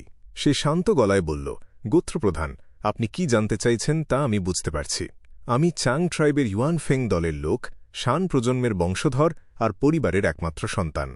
আমার বাবার নাম চাং শেংডুন আর মায়ের নাম চাং চুই। ওল্ড গে ট্রাইব লিডার চোখ বড় বড় করে চরম বিস্ময়ে ফ্যাং ইউয়েনের দিকে তাকিয়ে রইল।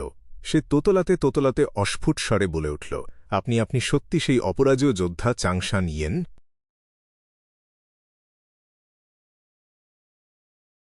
গে ট্রাইব লিডার যখন অধস্তনদের রিপোর্টে চাংশান ইয়িন নামটা শুনল, তখন তার মনে কিছুটা সন্দেহ ছিল। কিন্তু এখন ফ্যাং ইউয়েনের মুখ থেকে সরাসরি নিশ্চিত তথ্য পেয়ে সে গভীরভাবে আবেগাপ্লুত হয়ে পড়ল। সেখানে উপস্থিত সকল প্রবীণরাও বিস্ময়ে চিৎকার করে উঠল। পাশে বসে থাকা গে গুয়াং কিছুটা দ্বিধা নিয়ে বলল, চাংশান ইয়িন? গে ট্রাইব লিডার একটা দীর্ঘশ্বাস ফেলে তাকে বুঝিয়ে বলল, তুমি এখনও কম বয়সী, তাই না? জানাটাই স্বাভাবিক। বাবা, চাংশান ইয়িনকে সম্মান জানিয়ে মদের পেয়ালা তোলো। সে শুধু তোমার জীবন বাঁচানো উপকারী বন্ধু নয়, সবচেয়ে বড় কথা, সে আমাদের নর্দার্ন প্লেন্সের আসল হিরো। ফ্যাং ইউয়েন মদের পেয়ালা নামিয়ে রেখে একটা ম্লান হাসি দিল। সে বলল, ওল্ড ট্রাইব লিডার, আমি তো কেবল একজন সর্বস্ব হারানো যাযাবর মাত্র কোনো হিরো নই। হয়তো লংগেভিটি হেভেনের আশীর্বাদ ছিল বলেই মৃত্যুর মুখ থেকে কোনো মতে ফিরে আসতে পেরেছি। 20 বছর ধরে ঘুমিয়ে থাকার পর যখন চোখ খুললাম তখন দেখি সবকিছু বদলে গেছে। আমি এক অকৃতজ্ঞ সন্তান, নিজের গোত্রে ফিরে যাওয়ার মতো মুখও আমার নেই। কথাগুলো বলার সাথে সাথে ফ্যাং ইউয়েনের চোখ থেকে অশ্রু গড়িয়ে পড়ল। প্রবীণরা সমবেদনায় দীর্ঘশ্বাস ফেলল। গে ট্রাইব লিডার দ্রুত তাকে সান্ত্বনা দিয়ে বলল, উপকারকারী বন্ধু চাংশান ইন, তুমি এসব কি বলছো? তুমি যদি আমাদের নর্দার্ন প্লেন্সের হিরো না হও তবে আর কে হতে পারে? হ্যাঁ, গু এবং তার ডাকাত দল কতটা নৃশংস ছিল তা সবাই জানে। কত গোত্র যে তারা লুটপাট করেছে তার কোনো হিসেব নেই। দুর্বল দলগুলোকে তো তারা পুরোপুরি ধ্বংস করে দিয়েছিল, এমনকি গবাদি পশুগুলোকেও ছাড়েনি। সে আরও বলল, তাদের হত্যা করে তুমি নর্দার্ন প্লেন্স থেকে এক বিরাট বিপদ দূর করেছিলে। এক দুষ্কৃতকারীর হাতে তোমার মা আহত হয়েছিল, তার জন্য তুমি কোনোভাবেই অকৃতজ্ঞ নও। উল্টো তোমার নীতি ও ন্যায়পরায়ণতার কথা আমাদের সবার জানা। তোমার এই ফিরে আসা আমাদের নর্দার্ন প্লেন্সের রাইটেস পাথের জন্য বিরাট সৌভাগ্যের বিষয়। উপস্থিত প্রবীণরা একে একে সায় দিয়ে উঠল। আমাদের লর্ড ট্রাইব লিডার একদম সত্যি কথাই বলেছেন। আপনি যে স্বয়ং চাংশান ইন, এই হিরোকে নিজের চোখে দেখতে পাওয়া সত্যিই আমাদের পরম সৌভাগ্য। ঠিক তাই হিরো চাংশান ইন এর প্রত্যাবর্তন আমাদের রাইটেস পাথের জন্য এক মহোৎসব। প্রবীণরা বারবার তার প্রশংসা করতে লাগল। গে গুয়াং এর চোখ দুটো বিস্ময়ে জলজল করে উঠল। সে জানতে পারল যে তার পাশে বসা মানুষটার অতীত কতটা বিশাল ও বীরত্বপূর্ণ। ফ্যাং ইউয়েনের প্রতি তার ভক্তি ও শ্রদ্ধা এক নিমেষেই কয়েক গুণ বেড়ে গেল। ফ্যাং ইউয়েন এই বিষয়টা বেশি দূর টানতে চাইল না। সে বলল, পেছনের কথা পেছনেই থাক। সবার সাথে এমন দেখা হওয়াটা ভাগ্যের ব্যাপার। আসুন আমরা একসাথে পান করি। সে আসল চাংশান ইউয়েন এর অতীত ভালোভাবেই জানত, তবুও প্রসঙ্গটি এড়িয়ে যাওয়াই তার কাছে বুদ্ধিমানের কাজ মনে হল। সে চেহারায় এক বিষণ্ণ ও ভারাক্রান্ত ভাব ফুটিয়ে তুলল। তার মুখের অভিব্যক্তি দেখে সবাই বুঝল এবং সেই দুঃখের কথা আর তুলল না, কেবল আনন্দের কথাবার্তায় মেতে রইল। চাংশান ইউয়েন হিসেবে পরিচয় নিশ্চিত হওয়ার পর ফ্যাং ইউয়েন দারুণ আতিথেয়তা পেল।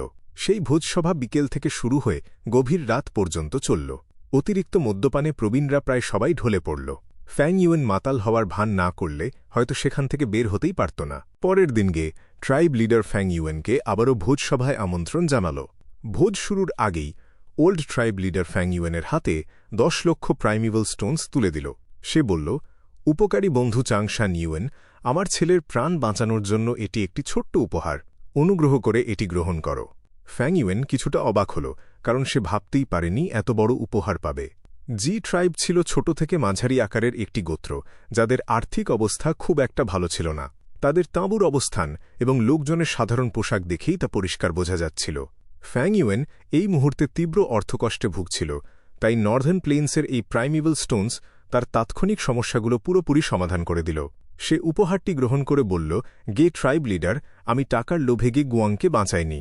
তবে সত্যি বলতে আমার কাছে এখন কোনো প্রাইমিভাল স্টোনস নেই, তাই আমি আর লজ্জা পাচ্ছি না। ভবিষ্যতে যে ট্রাইবের এই উপকারের ঋণ আমি নিশ্চয়ই শোধ করব। ফ্যাং ইউয়েনের শেষ কথাটা শুনে গে ট্রাইব লিডার, গে গুয়াং এবং সব প্রবীণদের মুখে চওড়া হাসি ফুটে উঠল। চাংশান ইউনের মতো একজন কিংবদন্তি বিশেষজ্ঞের সাথে বন্ধুত্ব তৈরি করা তাদের মতো ছোট গোত্রের জন্য এক পরম স্বপ্ন ছিল। ভোজসভা এগিয়ে চলল এবং আজকের পরিবেশটা গতকালের চেয়েও অনেক বেশি প্রাণবন্ত ছিল। গতকাল কেবল পরিচয় হয়েছিল, আর আজ দুপক্ষই একে অপরের সাথে বেশ সহজ হয়ে উঠল। ফ্যাং ইউয়েন পেয়ালা তুলে প্রত্যেক প্রবীণকে সম্মান জানাল এবং সে প্রতিটি মানুষের নাম নিখুঁতভাবে মনে রেখেছিল। এতে প্রবীণরা সম্মানিত বোধ করল এবং চাংশান ইউনের প্রতি তাদের আত্মীয়তা আরও বেড়ে গেল। ভোজসভার এক পর্যায়ে কয়েকজন স্বভাবতই ফ্যাং ইউয়েনের অতীতের অভিজ্ঞতা জানতে চাইল। ফ্যাং ইউয়েন আগে থেকেই একটি চমৎকার গল্প সাজিয়ে রেখেছিল এবং সবার সামনে তা শোনাল। এক কমবয়সী মেয়েকে যেভাবে সে ভুলিয়েছিল, এবারও সেই কথাই বলল, তবে এবার তার বর্ণনা ছিল অনেক বেশি সতর্ক ও নিখুঁত। সে অতীতের ঘটনাগুলো খুলে বলল এবং জানাল যে গুরুতর আঘাতের কারণে তার কাল্টিভেশন র্যাঙ্ক 4 পিক স্টেজ থেকে কমে র্যাঙ্ক 4 ইনিশিয়াল স্টেজে নেমে এসেছে।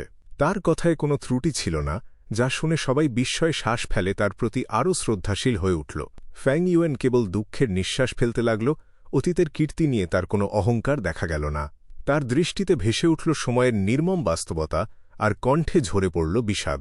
যে ট্রাইবের সবাই বুঝতে পারল যে এই কিংবদন্তি হিরোর জীবনেও একটা গভীর কষ্টের অধ্যায় আছে। এমন একজন খাঁটি মনের মানুষকে দেখে তাদের মন সহানুভূতিতে ভরে উঠল এবং ফ্যাং ইউয়েনকে তারা নিজেদের মানুষ বলে ভাবতে শুরু করল। তৃতীয় দিনেও যে ট্রাইব বিপুল উদ্দীপনার সাথে ভোজসভা চালিয়ে গেল।